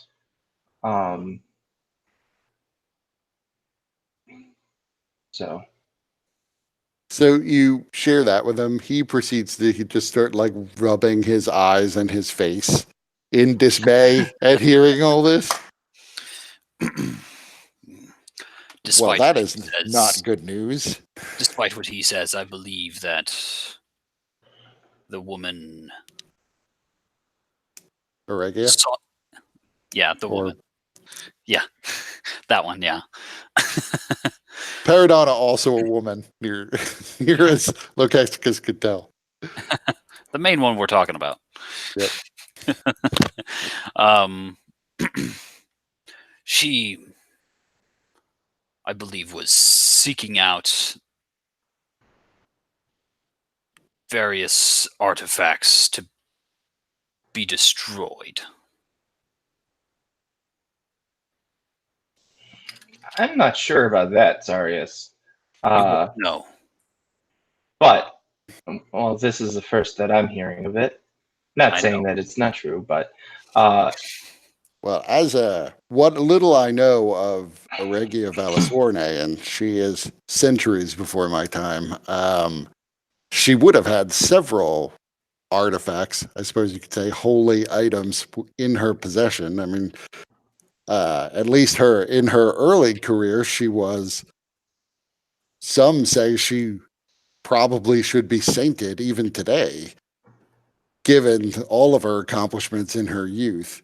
That said, I don't know what happened to her after she wound up getting the manor and became High Inquisitor here. So if she wanted to destroy artifacts, she certainly would have had access to them. yes, and I so think my the own memory manor. is probably a bit bad. You sent me an email a long time ago. It's been quite some time, so I don't remember what it was. The exact. Actually, I am. Yeah, it is fair to say that you are aware that she was collecting certain kinds of artifacts. Yeah. Uh, you know, now my memory is thinking that they weren't to be destroyed, but to be purified or something like that, to be cleansed. right, Yeah. right. The horn, the war horn that she collected. Uh-huh. So actually, I mean, that is a story he actually would know about her. Okay. So he is aware that she found a magical war horn, that it was possessed by evil, and that she called upon Asheros to purify it, to drive the evil out of it, and her wish was granted in that case. And so she carried this war horn with her through many, many battles with various devils mostly. Mhm. But he doesn't know, like he really, his knowledge of her sort of stops when what are probably exaggerated sort of fairy tale style stories about her end. He knows the more fanciful stories. He doesn't know the day to day of her being a High Inquisitor, because this is when her life got boring. Mm-hmm. And what little he knows, he probably learned only recently because he found out about the door. Yeah, so Lucia Rossi would continue on, Archbishop.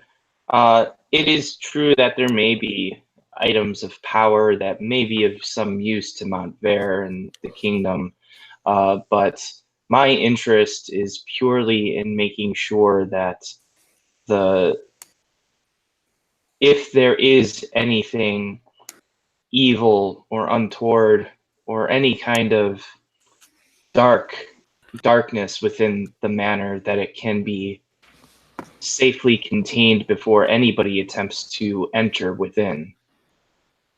Well, one of the concerns I would say, and this again, I also think I need to pray on, but one of the concerns is that this manor may be a source of fabulous magic and wealth that you will then go in. We know that Auregia could move the door from place to place in some manner that's a little unclear to me. But there's a concern that you're basically going to go in, shut down the door, take the door with you, and then the kingdom will lose access to whatever's inside because you'll have carried it off to wherever it is you are originally from. I don't necessarily know, particularly if the whole place has been taken over by the cult of Vecna, that that's such a bad thing. But there are people who will want a little more information on it before they are willing to give it up. I can tell you in particular that General Breakbone is not going to be all that keen on giving up a potential source of military power that he can use to defend us from the hobgoblins.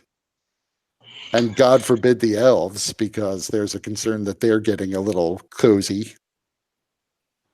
Yes, well, my concern is having just come from, was it Watchtower? Yep. Having just come from Watchtower and having rooted out and destroyed a demon that had managed to infiltrate the government there. My concern is that if this door is a source of evil that might have something dwelling within, that opening the door might release a similar sort of darkness within Montverde. Well, I mean, I guess silver lining.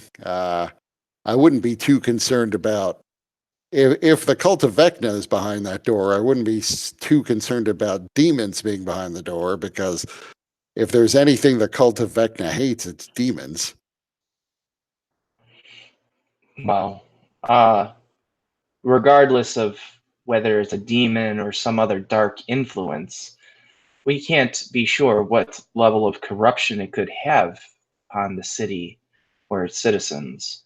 And any military value that such items of power within might provide for any potential coming war would be useless if simply opening the door leads to a new enemy that is already within the confines of the city. True enough. Again, I'll be straight with you. I don't necessarily care if you're the ones to go in and clear out the door. I think you'll find you're going to have a very hard time convincing Breakbone of this, though, because his first impulse, and we've discussed it, is that you should show us how to open the door, because we haven't mastered that part yet. And then he will send in his own troops. You can remain outside.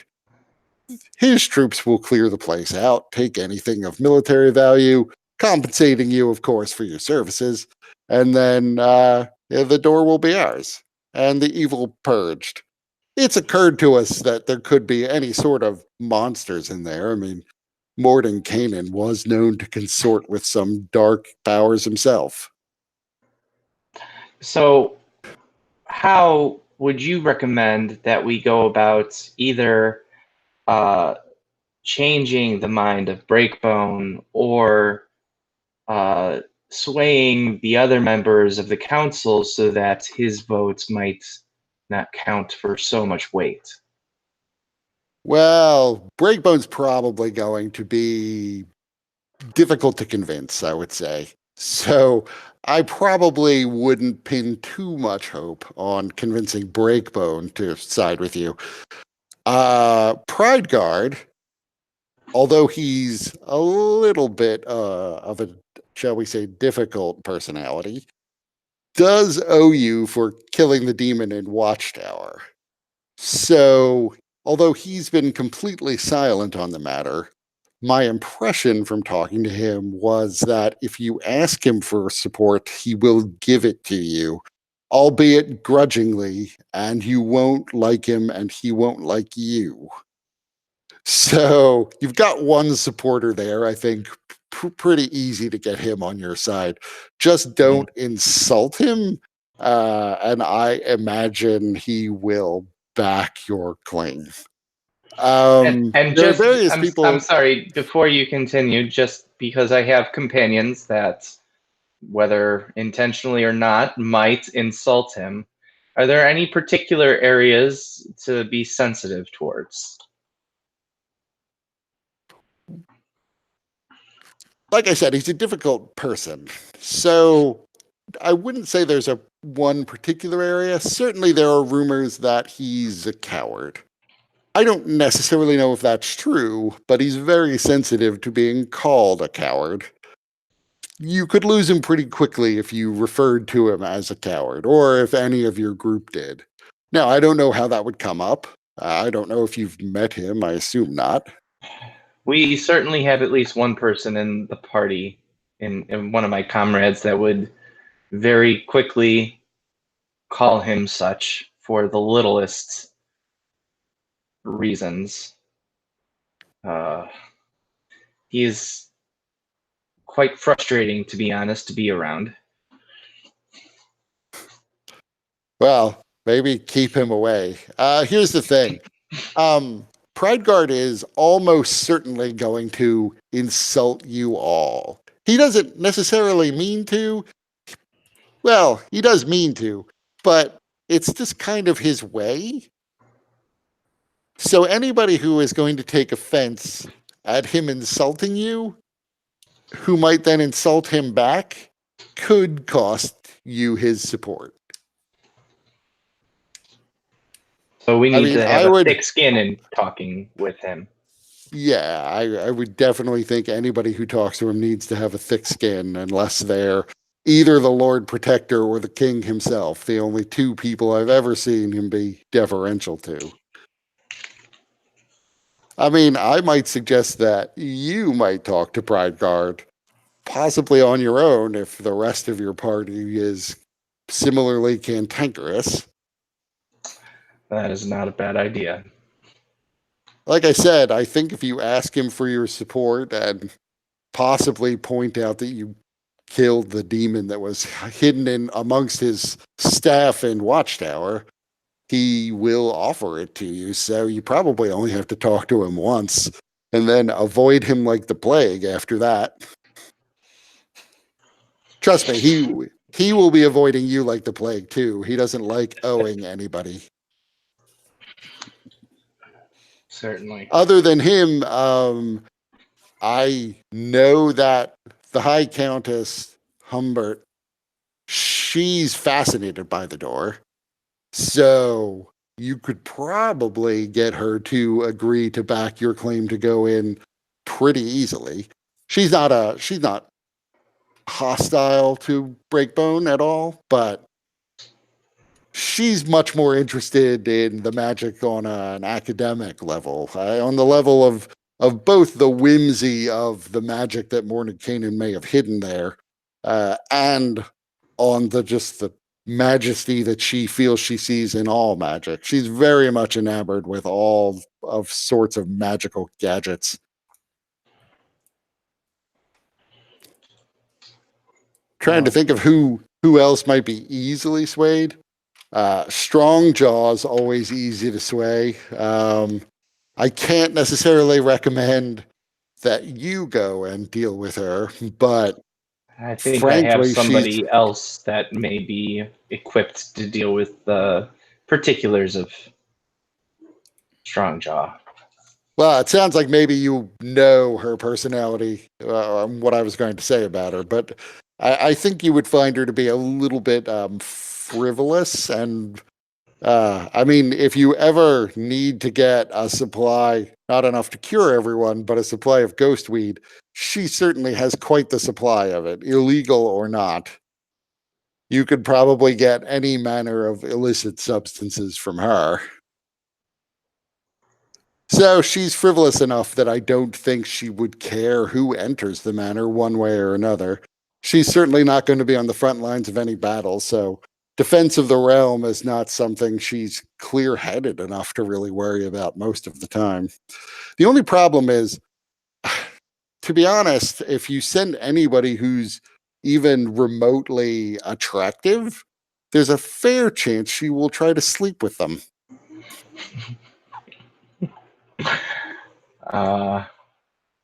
So the person that I was speaking of is hoping for that. Okay. Well, that you have an interesting group then.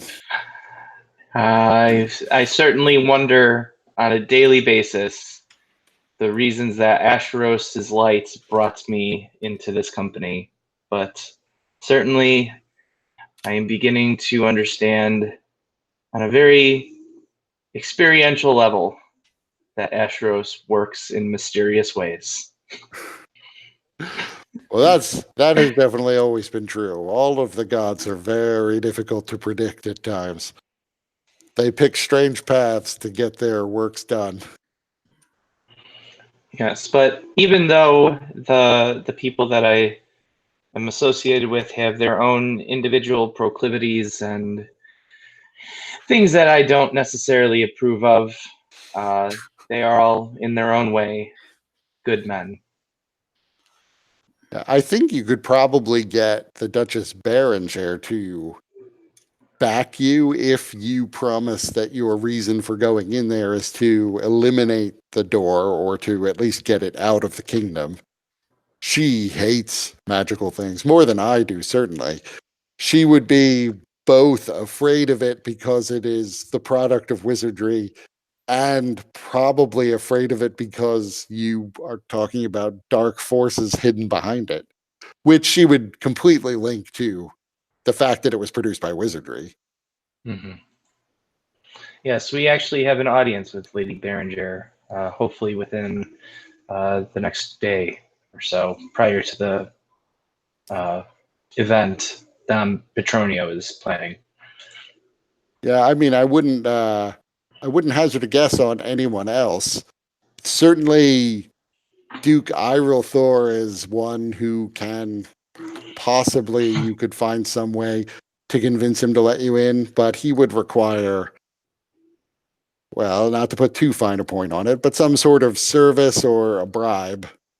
Nonetheless, I'm pretty sure he could be bribed really easily. It's unfortunate, but that's seems to be how he is.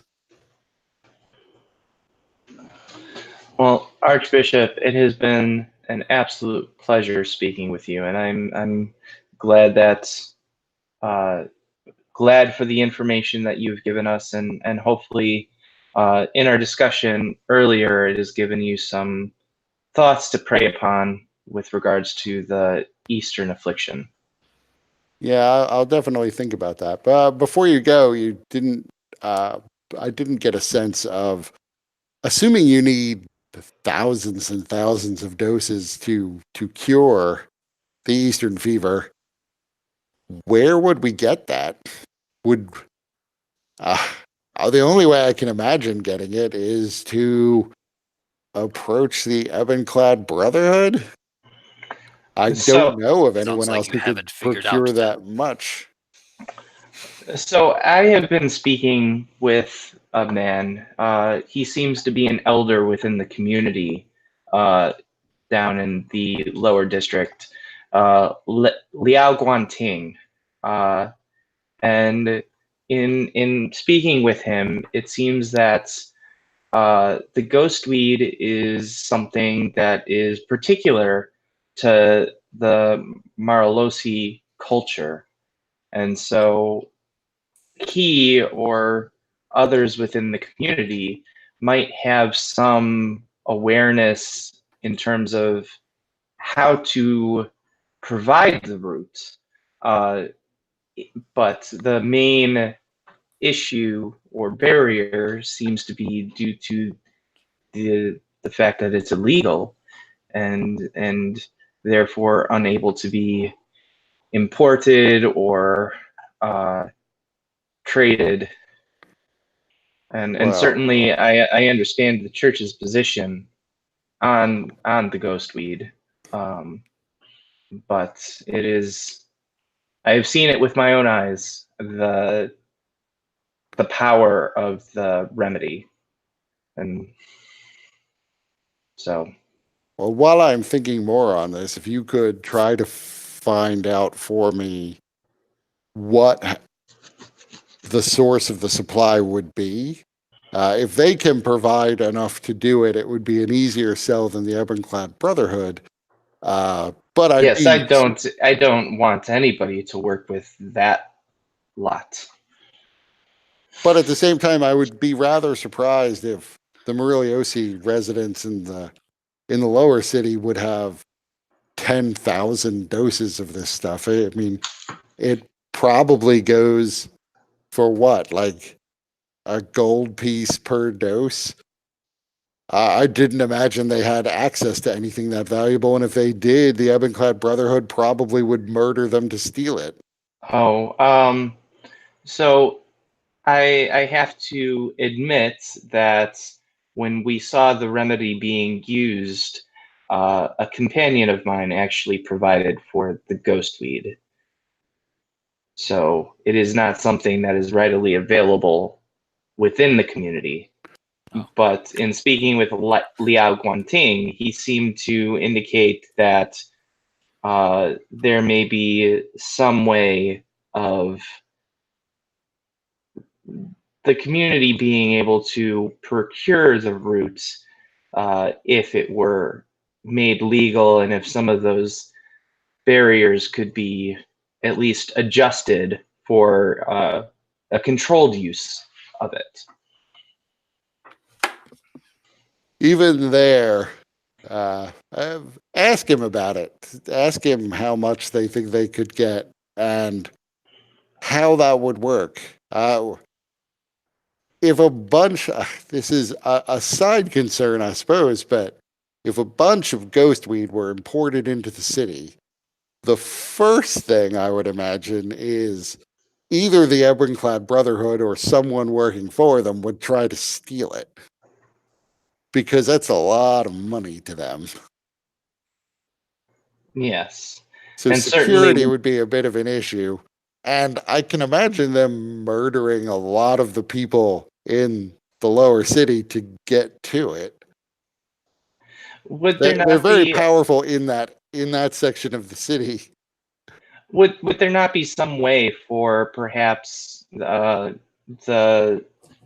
government to act as a mediator in that sense, where, because obviously we don't want the ghostweed just flooding the streets in the lower quarter, but in order to do it responsibly, so that we're reducing the risk of addiction and maximizing the healing that can be provided, that perhaps it's those trusted within the government to be able to provide the medication and act as that intermediary. Yeah, and even if it wasn't, certainly it wouldn't be stored in the lower city. But the morals of men these days are not what they once were. Whoever it was, wherever it was being stored, it would be men who would be guarding it. And all men can be bribed. I mean, I would almost want to not store it in the city at all, but then how do you distribute it if you stored it, say, in the premises where the Holy Guard can watch over it and protect it from thieves? I'm sure we could figure out some way to protect it. I just imagine that the Ebronclad Brotherhood is not going to be happy if they're not getting a piece of it. Well, those dogs can rot, as far as I'm concerned. But one step at a time, I suppose. So first, I can certainly speak with Liao Guanting and see what might be done. Or if you're willing, perhaps I can even bring him here so that you can speak with him directly about the matter. I still need to do a little more research and a lot of praying on this matter, so I'm not all that keen on setting up a meeting just yet. If Asheros leads me to side with your plan, then I will certainly be willing to meet with him. Well, certainly I am grateful that you're even hearing us out, because I know that there are others within the church who, upon hearing any mention of ghostweed, would completely shut down the idea. That's probably true, although I think you'll find we're not the most hardline of the religious types within the churches these days. Still, we're going to have to deal with backlash from the churches. There's no doubt about that. Anyway, I should go and try to ease my wife's delight at having to go and fetch the milk. One more thing. This morning, when I did my commune, I was told that you fear a coming Paul. What is it that you fear? Well, that's a strange way of putting things. There are many things I suppose you could say I fear. Yeah, Lucirosi kind of goes like, And I can't necessarily say what your magic was trying to convey to you in those regards. Two things that I suppose I could refer to as a pall are the potential of a coming war with the theocracy of the Hob. That's a kind of pall. And I was well aware of the fact that the Eastern fever could erupt into a full blown plague, and that it seems to be gathering strength in the lower city. And I've been very much attuned to and concerned about that for a long time now. It may have been that the gods were trying to tell you that Asheros will lead me to favor your plan. I don't know. We will see.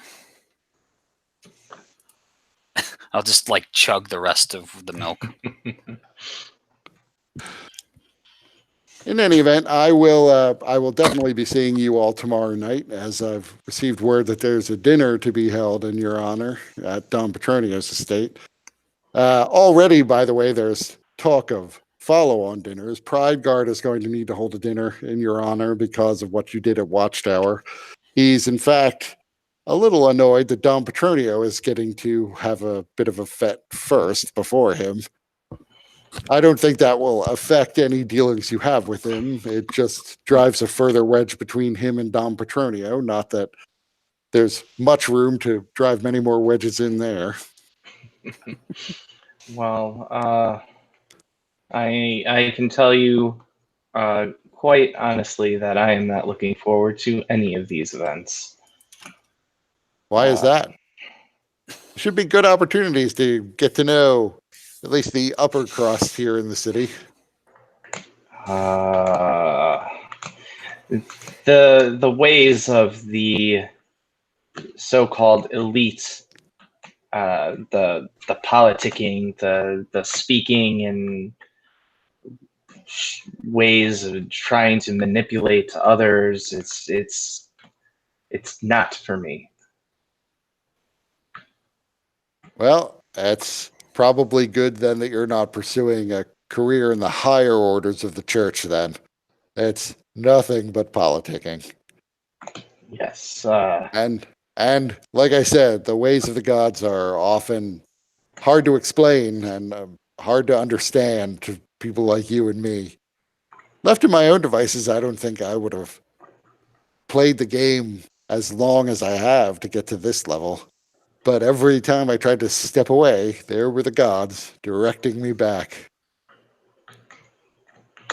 Yes, they certainly have a way of putting us where we need to be, even despite our best intentions and natural inclinations.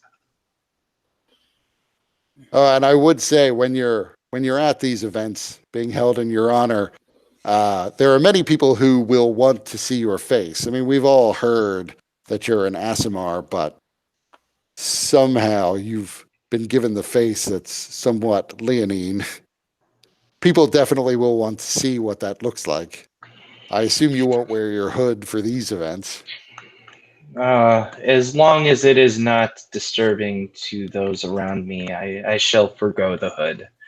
Normally I do it because out in public you can never tell when people may either run screaming or believe me to be a creature needing to be smited. That is completely understandable. I won't necessarily say that there won't be some people in attendance who won't secretly wonder if you're one of the corrupted or not. Being told that you're Aasimar is one thing, but seeing that you don't look like the typical Aasimar will throw some of them off. Nonetheless, I think fascination will outweigh any revulsion. Well, I suppose we'll see, won't we? Well, at the very least, I'm sure anybody who does feel a sense of revulsion will not, at an event like these, say such a thing out loud or to your face. You're the ones being celebrated after all. You're the demon slayers. Everyone there will probably go to great pains, if anything, to flatter you all. And as I'm sure you're aware, don't believe them. They're probably just saying it for the sake of appearances. Yes, that is the thing that I have the most difficulty with, the upkeep of appearances and falsehoods that just doesn't make sense to me. Well, the world is full of falsehoods. This world that I live in is just more full of them than most. Yes, but it is different to be among falsehoods and to cloak yourself in them willingly. Well, you've definitely come to the wrong place if that makes you uncomfortable. I'm beginning to learn that, yes. So we probably won't be able to talk about this tomorrow night, but if you could send me word on how easy it will be for Liao Guanting, was it, to Yes. get a supply of the ghostweed and have it shipped into the city. Shall I have one of Don Petronio's valets deliver a message? I doubt he would send a valet, but he has trusted messengers he could send with such a thing. Okay. I shall do so then. So he gets up Well, and shows you to the door. thank you, Archbishop. You have been most gracious as a host. Well, it was definitely an interesting conversation, and it gave me a lot to think about. Yes. Us as well. One more thing before I go. Do you know where Aurelia's warhorn is? Not necessarily. I mean, from what I've heard of it, it never left Eregia's side. She wore it essentially at her hip on a some sort of golden strap. I hadn't heard that she ever parted with it, so my assumption was it was probably in the manor with her when the whole thing blew up. It's probably tied to her bones now. Assuming, of course, she's not in league with the Vec Knights, in which case, well, it's probably still tied to her bones, but the bones are moving. Very well. Good night. And tell your wife thanks. I will definitely do that. And the door closes, and as you walk away, you hear the woman screaming at him.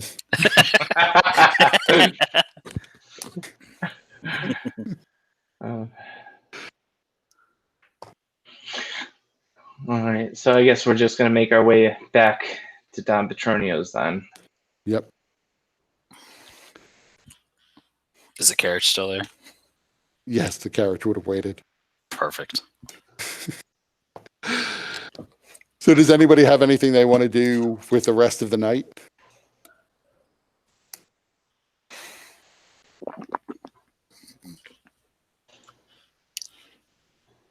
Okay, so we will, well, we can still do, before we break for the evening, we can do the Olvenselves meeting with Hellweir the next morning if you want.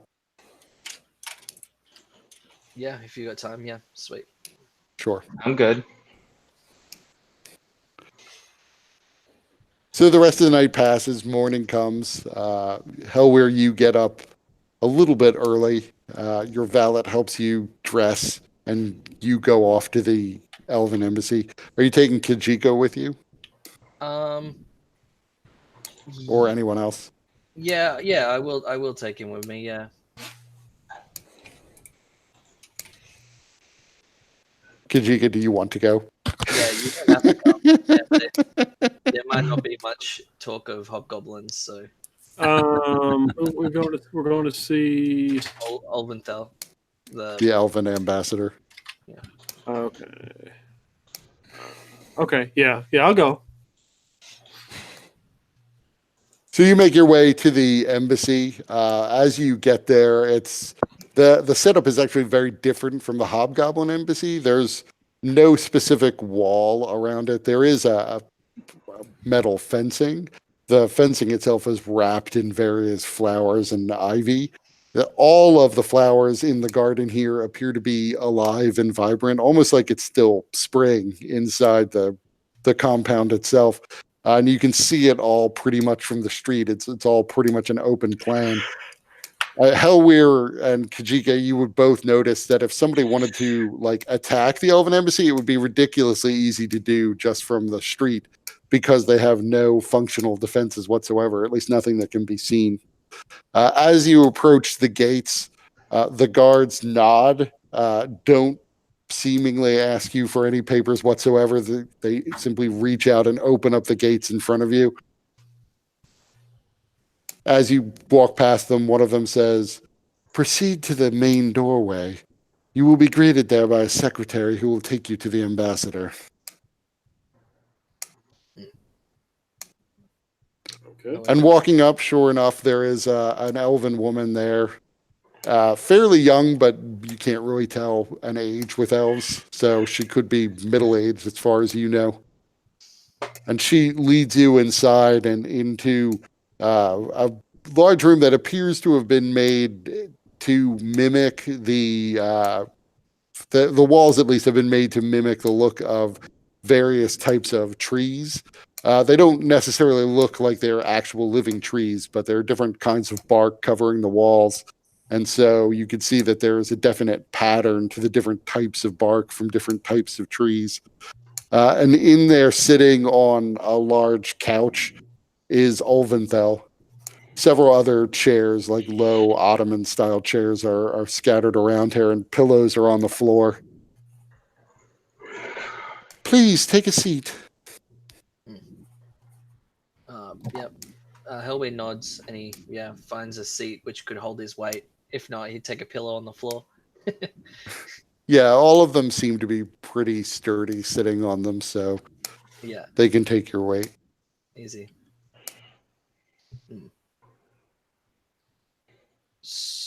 Well, we've come here to talk about a few things. Though I do trust the Don, I'm pretty sure he wants to know everything that there is to know about this place.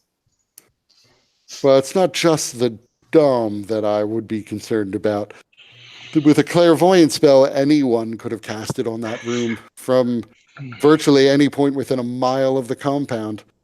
My comings and goings are highly observed by several members of the court. Spies and hangers-on follow me wherever I go. So the moment I was inside, they probably had information that would have told them what room I was in. Casting a clairvoyant spell would have been trivially easy for anyone with access to a wizard or sorcerer. Do you have such defense here? You do not even have a fence, it seems.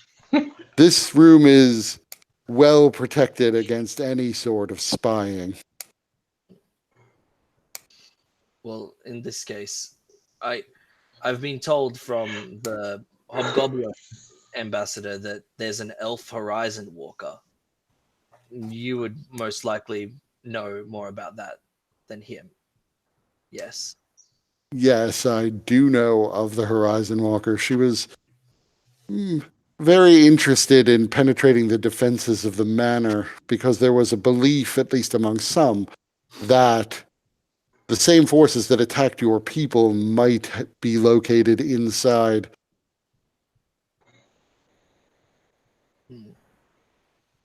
In any event, we lost contact with her. She didn't attempt to go through the door that you're here to find. She instead went into, well, a different plane of existence, thinking that she could find another entrance to the manor there. I don't know specifically whether or not she found a second entrance. What I do know is that after she left, we lost contact with her. She should have reestablished contact some time ago, but no one has heard a thing from her. There is some who believe she may have found her way inside and either been killed or gotten trapped there. There are some who believe that maybe your people are being held captive there. I'm known to be an expert tracker. I could find her if you told me her last known location, at least. She was in the astral plane, last I heard. I don't know how to get you to the astral plane, however. That's a place I have not visited. Maybe my tracking isn't that good there. Very well.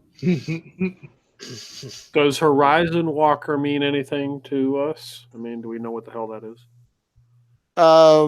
You would have heard the term. They're not super common, but they are some sort of planar traveler. Okay.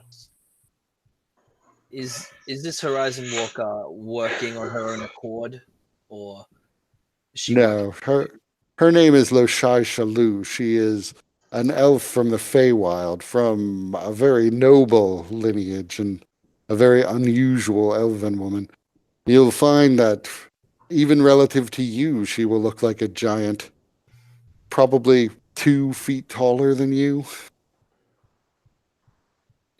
But she was working on behalf of the Krytarchy and our nobility.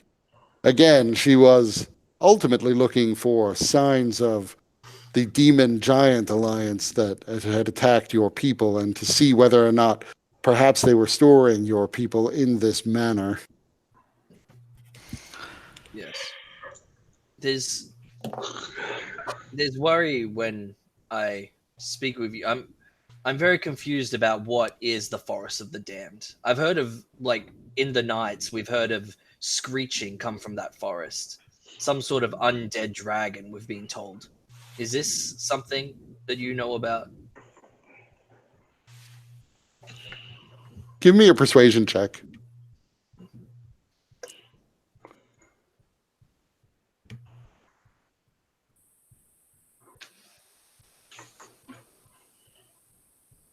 I'm not at the bottom.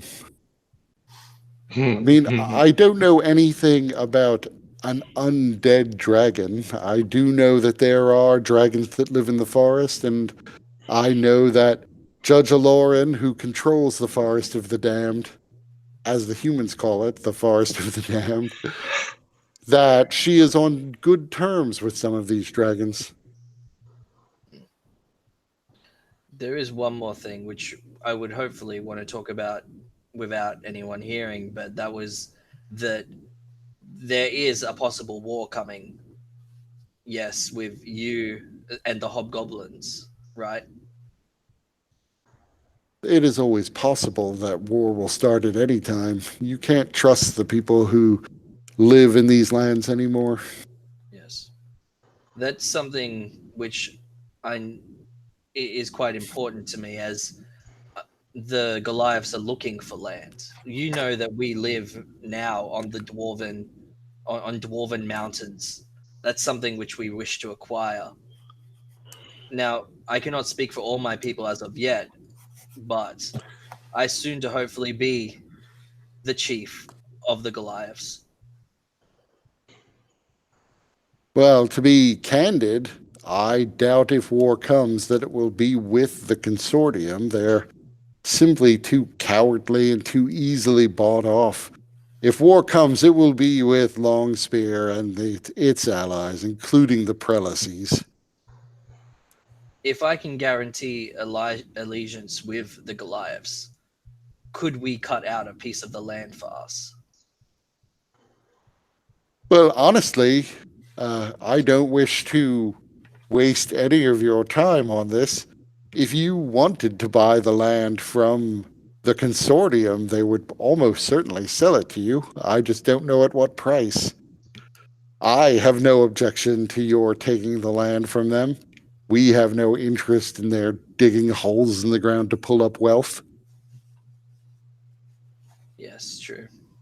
Well, maybe there will be some sort of payment that we could come to agreement with if we were to give allegiance.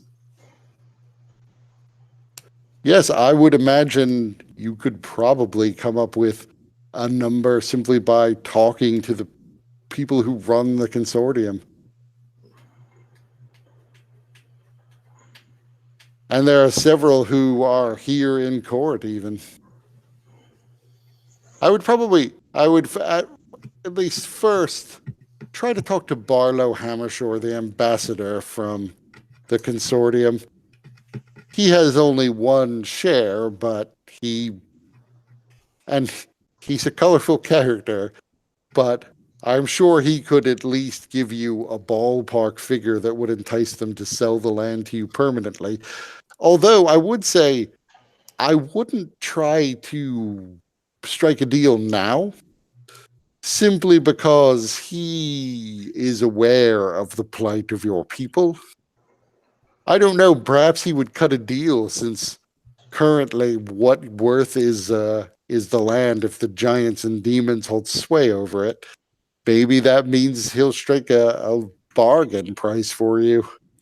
But I would imagine, knowing him, that he will try to bleed you for everything your people have.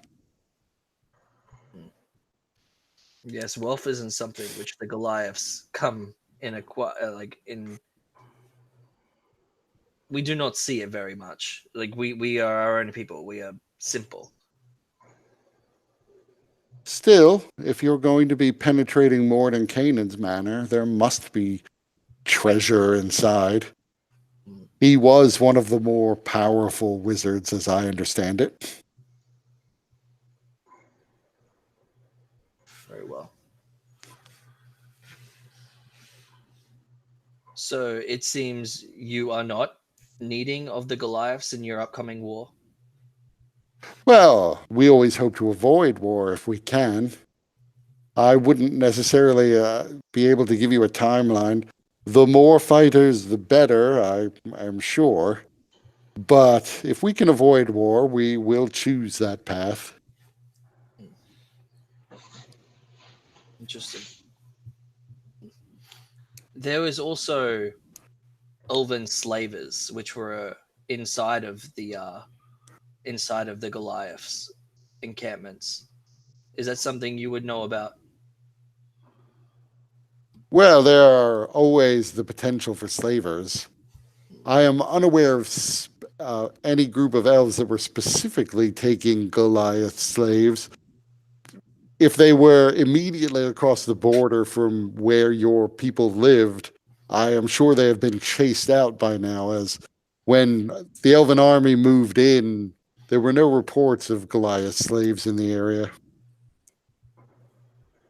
Oh, by the way, I just had to check. When she said that they hope to avoid war, you got the sense that that was not the whole truth. Yeah, I sort of gathered. Yeah. Okay. Right. So, what is the purpose of going to war with Sunspear? Well, obviously, the people of Longspear have always threatened our borders to some extent. They are religious fanatics who worship their four gods in strange ways that we feel is wrong. But also, all of the other created have always hated the elves.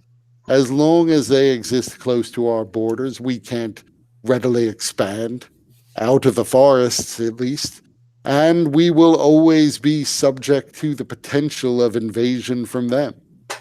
If we were to attack, at least in the short term, we believe we might be able to strike up an alliance, a mutually beneficial alliance with the hobgoblins. That would make the invasion that much easier. That said, occupying land so far away from our core home would be difficult for us at this time. Even with the assistance of the hobgoblins, it might turn out that the hobgoblins got the bulk of the land and that we still wound up being hemmed in our forests.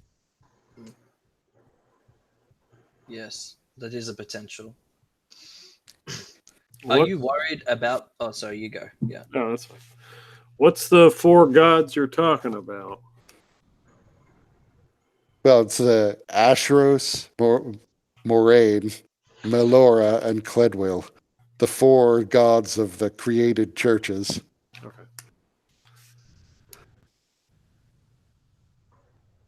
Is it a worry having the demons and the giants working together on the edge of your borders? Well, for whatever reason, they didn't see fit to penetrate the borders of the forest. Why they focused on your people, I don't know. Why they focused on your people and not the elves, I don't know. It's possible that they don't feel that they could win a war against the elves at this moment and thought that they could win the war against your clan.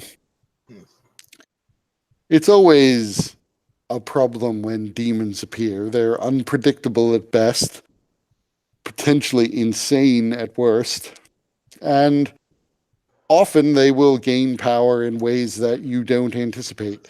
If they don't come for us today, I have no doubt that perhaps in millennia in the future, their ultimate plan is to destroy all life and possibly all existence if they can. Yes. But at Yeah. present, we are militarily very strong within our own borders and magically very adept. They would find it difficult to make us enemies right now. True. Hmm. So There's a lot to think she's concerned about a war with Longspear, right? Yep, And she's the ambassador here, and this is technically Longspear. yep. And the embassy, when we were walking in, basically would be overrun as far as we could tell. It didn't have walls or anything. I mean, there wasn't a bunch of soldiers around. Right. There were a few, like manning the gates. You didn't see that many soldiers. There were like one or two on the roof. Yeah, so I'll ask her, don't you feel a bit unease with the fact that there could be a war with Longspear and you're going to be right at the epicenter? Well, these things always happen in war. Embassies are often potentially targets during a war, but with the created, I would say we are creatures of law. We might be taken captive. I doubt we would be executed because they know that if they were to execute us, we would capture and execute the people in their embassy in the Krytarchy.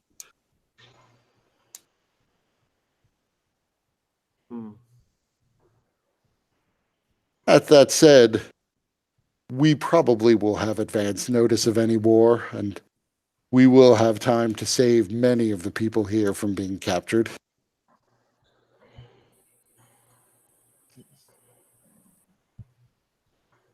Hmm. Let me ask, what do you know of the coming war? And she's specifically looking at Kajika now.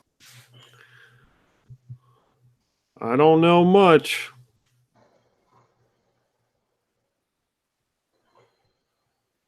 She's sort of staring at you, trying to evaluate whether or not you're telling the truth clearly. And has Shapahuis not told you something of the coming war? He's kind of sparse on certain details. And she smiles at that and looks basically back and forth between the two of you. Yes, well, he does tend to keep his cards close to the chest when he can. Well, it was worth a chance to see if maybe our hobgoblin allies had advanced plans that I was unaware of, but I trust that you are telling me the truth and that you are unaware of what his specific designs may be on Longspear. Of course, as we would prefer to avoid a war, one of the potential problems is that we have gotten to be very good friends with your people, and your people are, more so than most, very much prepared for a war at all times.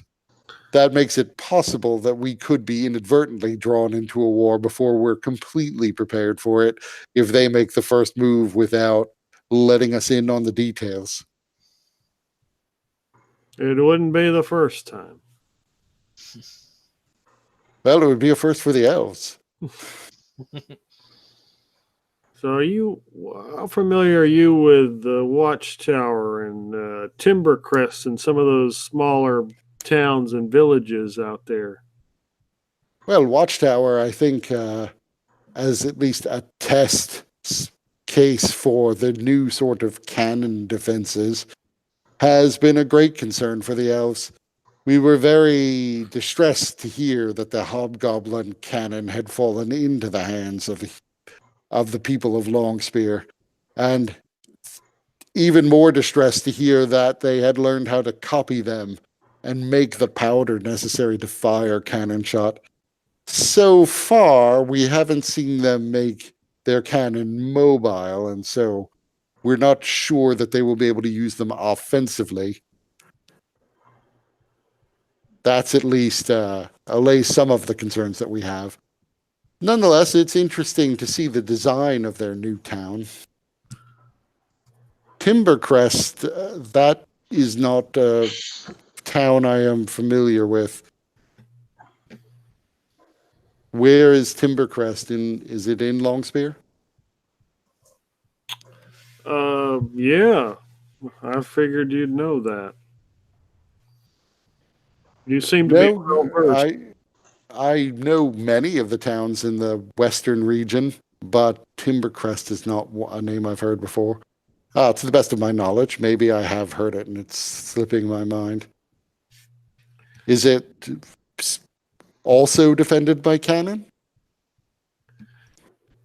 Pretty much not defended by anybody. It was just sort of an out-of-the-way place. Had some issues with the water being poisoned and some buildings got burned. Well, I don't keep abreast of all of the local politics, particularly far away from Montvert.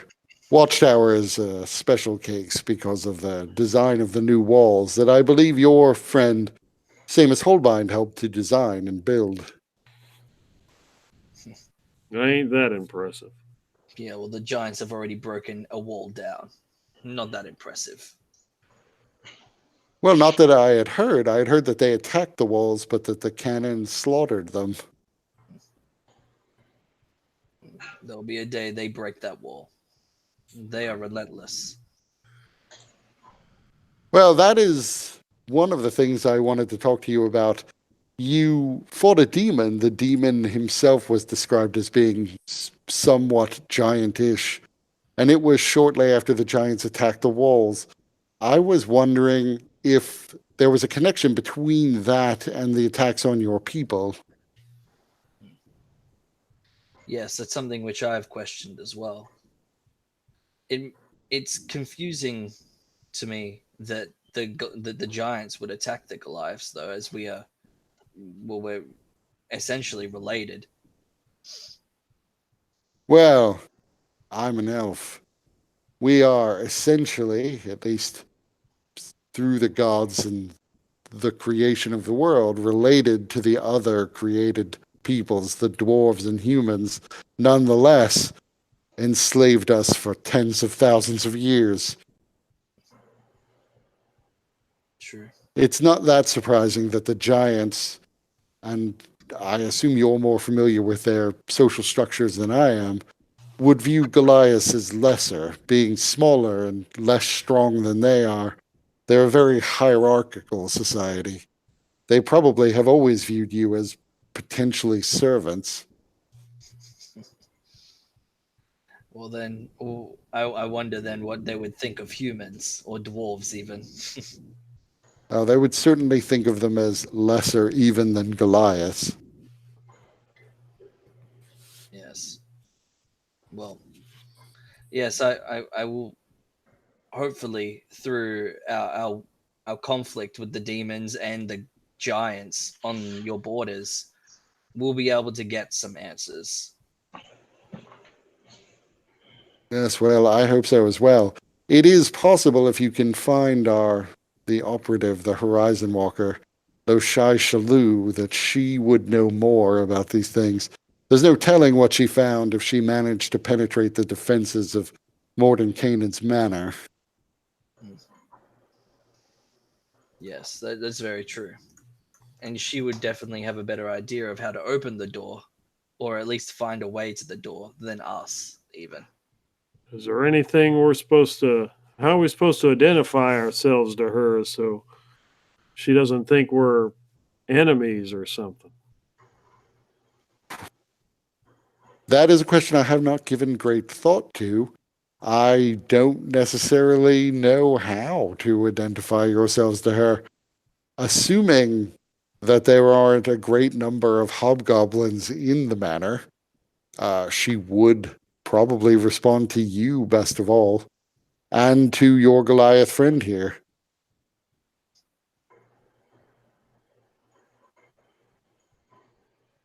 That said, after so much time, with her not having contacted us, I fear she's probably dead. That is more likely than the possibility that she's been in there and not made an attempt to leave. I suppose she could be trapped in there. I don't know specifically all of the defenses this magical structure would have.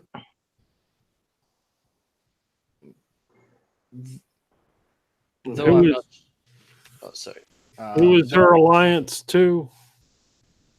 She is one of the elves. One of the Feywild elves, to be sure, but the Krytarchy and her people are very closely linked.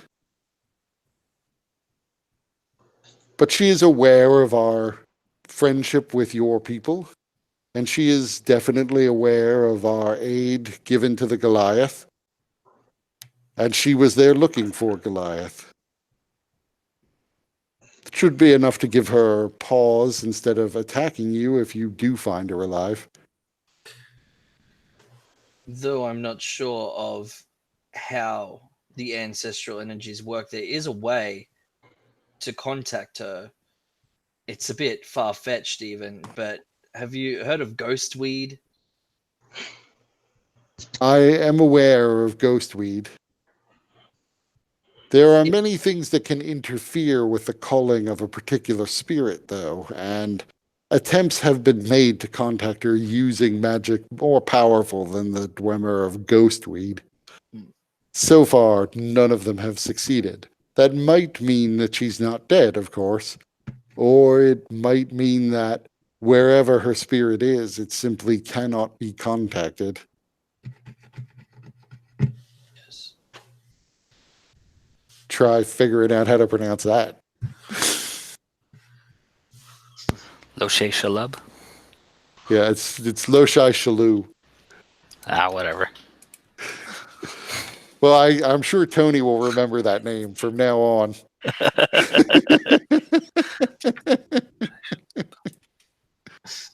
I wrote it down as I got it like I was writing down the name as you said it, and I wrote Loshi Shalou.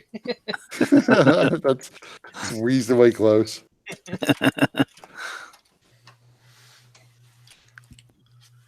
Lone Shalub. All right, yeah. Tony There- Shalhoub. yeah, I am gonna pick up on Tony's thing here. We ran into some Shadowfell elves on our travels here. They were looking for some sort of magical weapon, which one of our party carried. Oh, are you okay?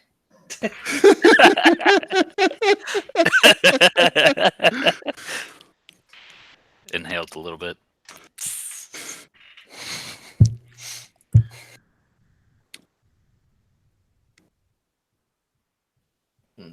So Shadowfey elves, you were saying? Well, yes, there were Shadowfell elves, which attacked us. Would you have any idea why? Make me an insight check as she says, no.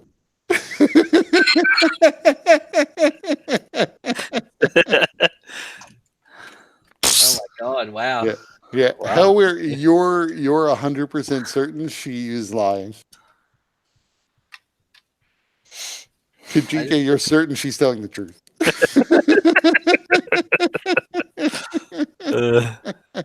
I just look at her and shake my head and I say, when elves attacked us, they threatened all our lives. Now, if we had to make some sort of alliance work, this isn't the way to do it. Well, we are aware of the weapon that your companion carries, and I don't think you are aware of how dangerous that weapon can be. Now, I don't know why elves from the Shadowfell would be the ones to try to take it from you, but I do know that you are better off finding a way to seal that weapon away from all potential users of it. It was sealed away for quite a long time in the Krytarchy, but it was stolen from us and then lost. It is a great shame that it is resurfaced at this time of turmoil. If the Shadowfell elves attacked you, it is most likely because they are in league with the demons, as there are none who would want to see it used for evil as much as they would. What's that weapon worth to you? Well, I would need to get a little more information on that if you are looking to sell it. I am sure we could pay quite a sum for it, at least to keep it out of the hands of those who would misuse it. And in that, I consider the churches to be amongst the great culprits who might try to misuse it. What would you use it for? To be honest, I don't believe there's much that the elves could do with it. For many millennia, we had possession of it, and we kept it safe, kept it locked away, and never sought to use it. That it was stolen was a great tragedy, and no doubt could wind up being the doom of many in this world. Stolen by whom? Elven traders, one named Triandal. His family had been charged with keeping the weapon safe after it had been stripped off the corpse of Sigurd. We had held on to it for a very long time, but the heir to his family, Triandal, and his brother, did not want to live under some of the strictures that the elves would have placed on them. So, out of spite and evil, he stole the weapon and ran with his brother. We're still not entirely sure how he managed to hide the weapon from us, as it's an object of great power and easily tracked. But hide he did. We could not locate him or the weapon for a very long time, hundreds of years. Only recently has it come back onto or into the perception of our wizards. Yes. Still, we are not ones to pursue such things and try to kill people to take it. We have very little we can use it for. But if what you're looking for is gold or jewels, that could certainly be arranged. Yes. Well, in that story, from my knowledge, Triandal was killed people killed created races using that weapon, and that's why it was closed off. That is, I suppose, possible. I don't know how the weapon itself works. All I know is that it is something that we imagined, or at least my ancestors imagined, that they should be able to find using their magic, and they were not. maybe there is something about the weapon that, when used against created races, caused it to lose its magic. That would explain it. But I am not myself very skilled in the arcane arts. Very well. Well, thank you for your time, Olvenfell. So much to think about. If you are able to find and free Loshai Shalou, I would urge you to try to get her out of the manor as quickly as possible. She's been in there a very long time, and whatever information she has, we should try to act on as quickly as possible if we are to save your people. Yep. But I trust you to do whatever you think is right in that case. And she stands. Yep. All right. So you head back to the mansion, to Don Petronio's mansion. We will pick it up next time, unless somebody has something they want to do in the afternoon with the dinner itself. There will be dancing. Everybody be prepared to make performance checks. Performance. I got a bum Pretty knee. good. That's true. I ain't dancing shit. I know a surgeon can help you out. Oh yeah, I forgot about Wait. that. I did. I could text or email you that.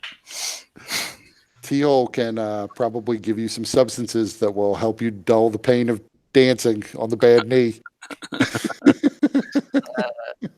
Or I'll just go sit with all the other really old people. Right. There will probably be a few people there who are definitely not dancing. I'll sit at the old man's table. That's right.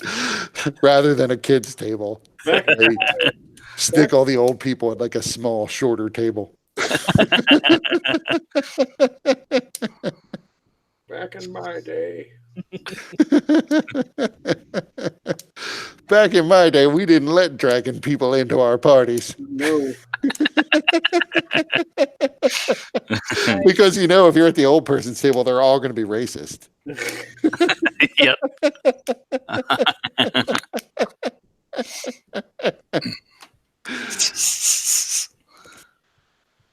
So next week, back to Mike's game. And then this will pick up within 2 weeks. Yeah. Hey. You did, Mike.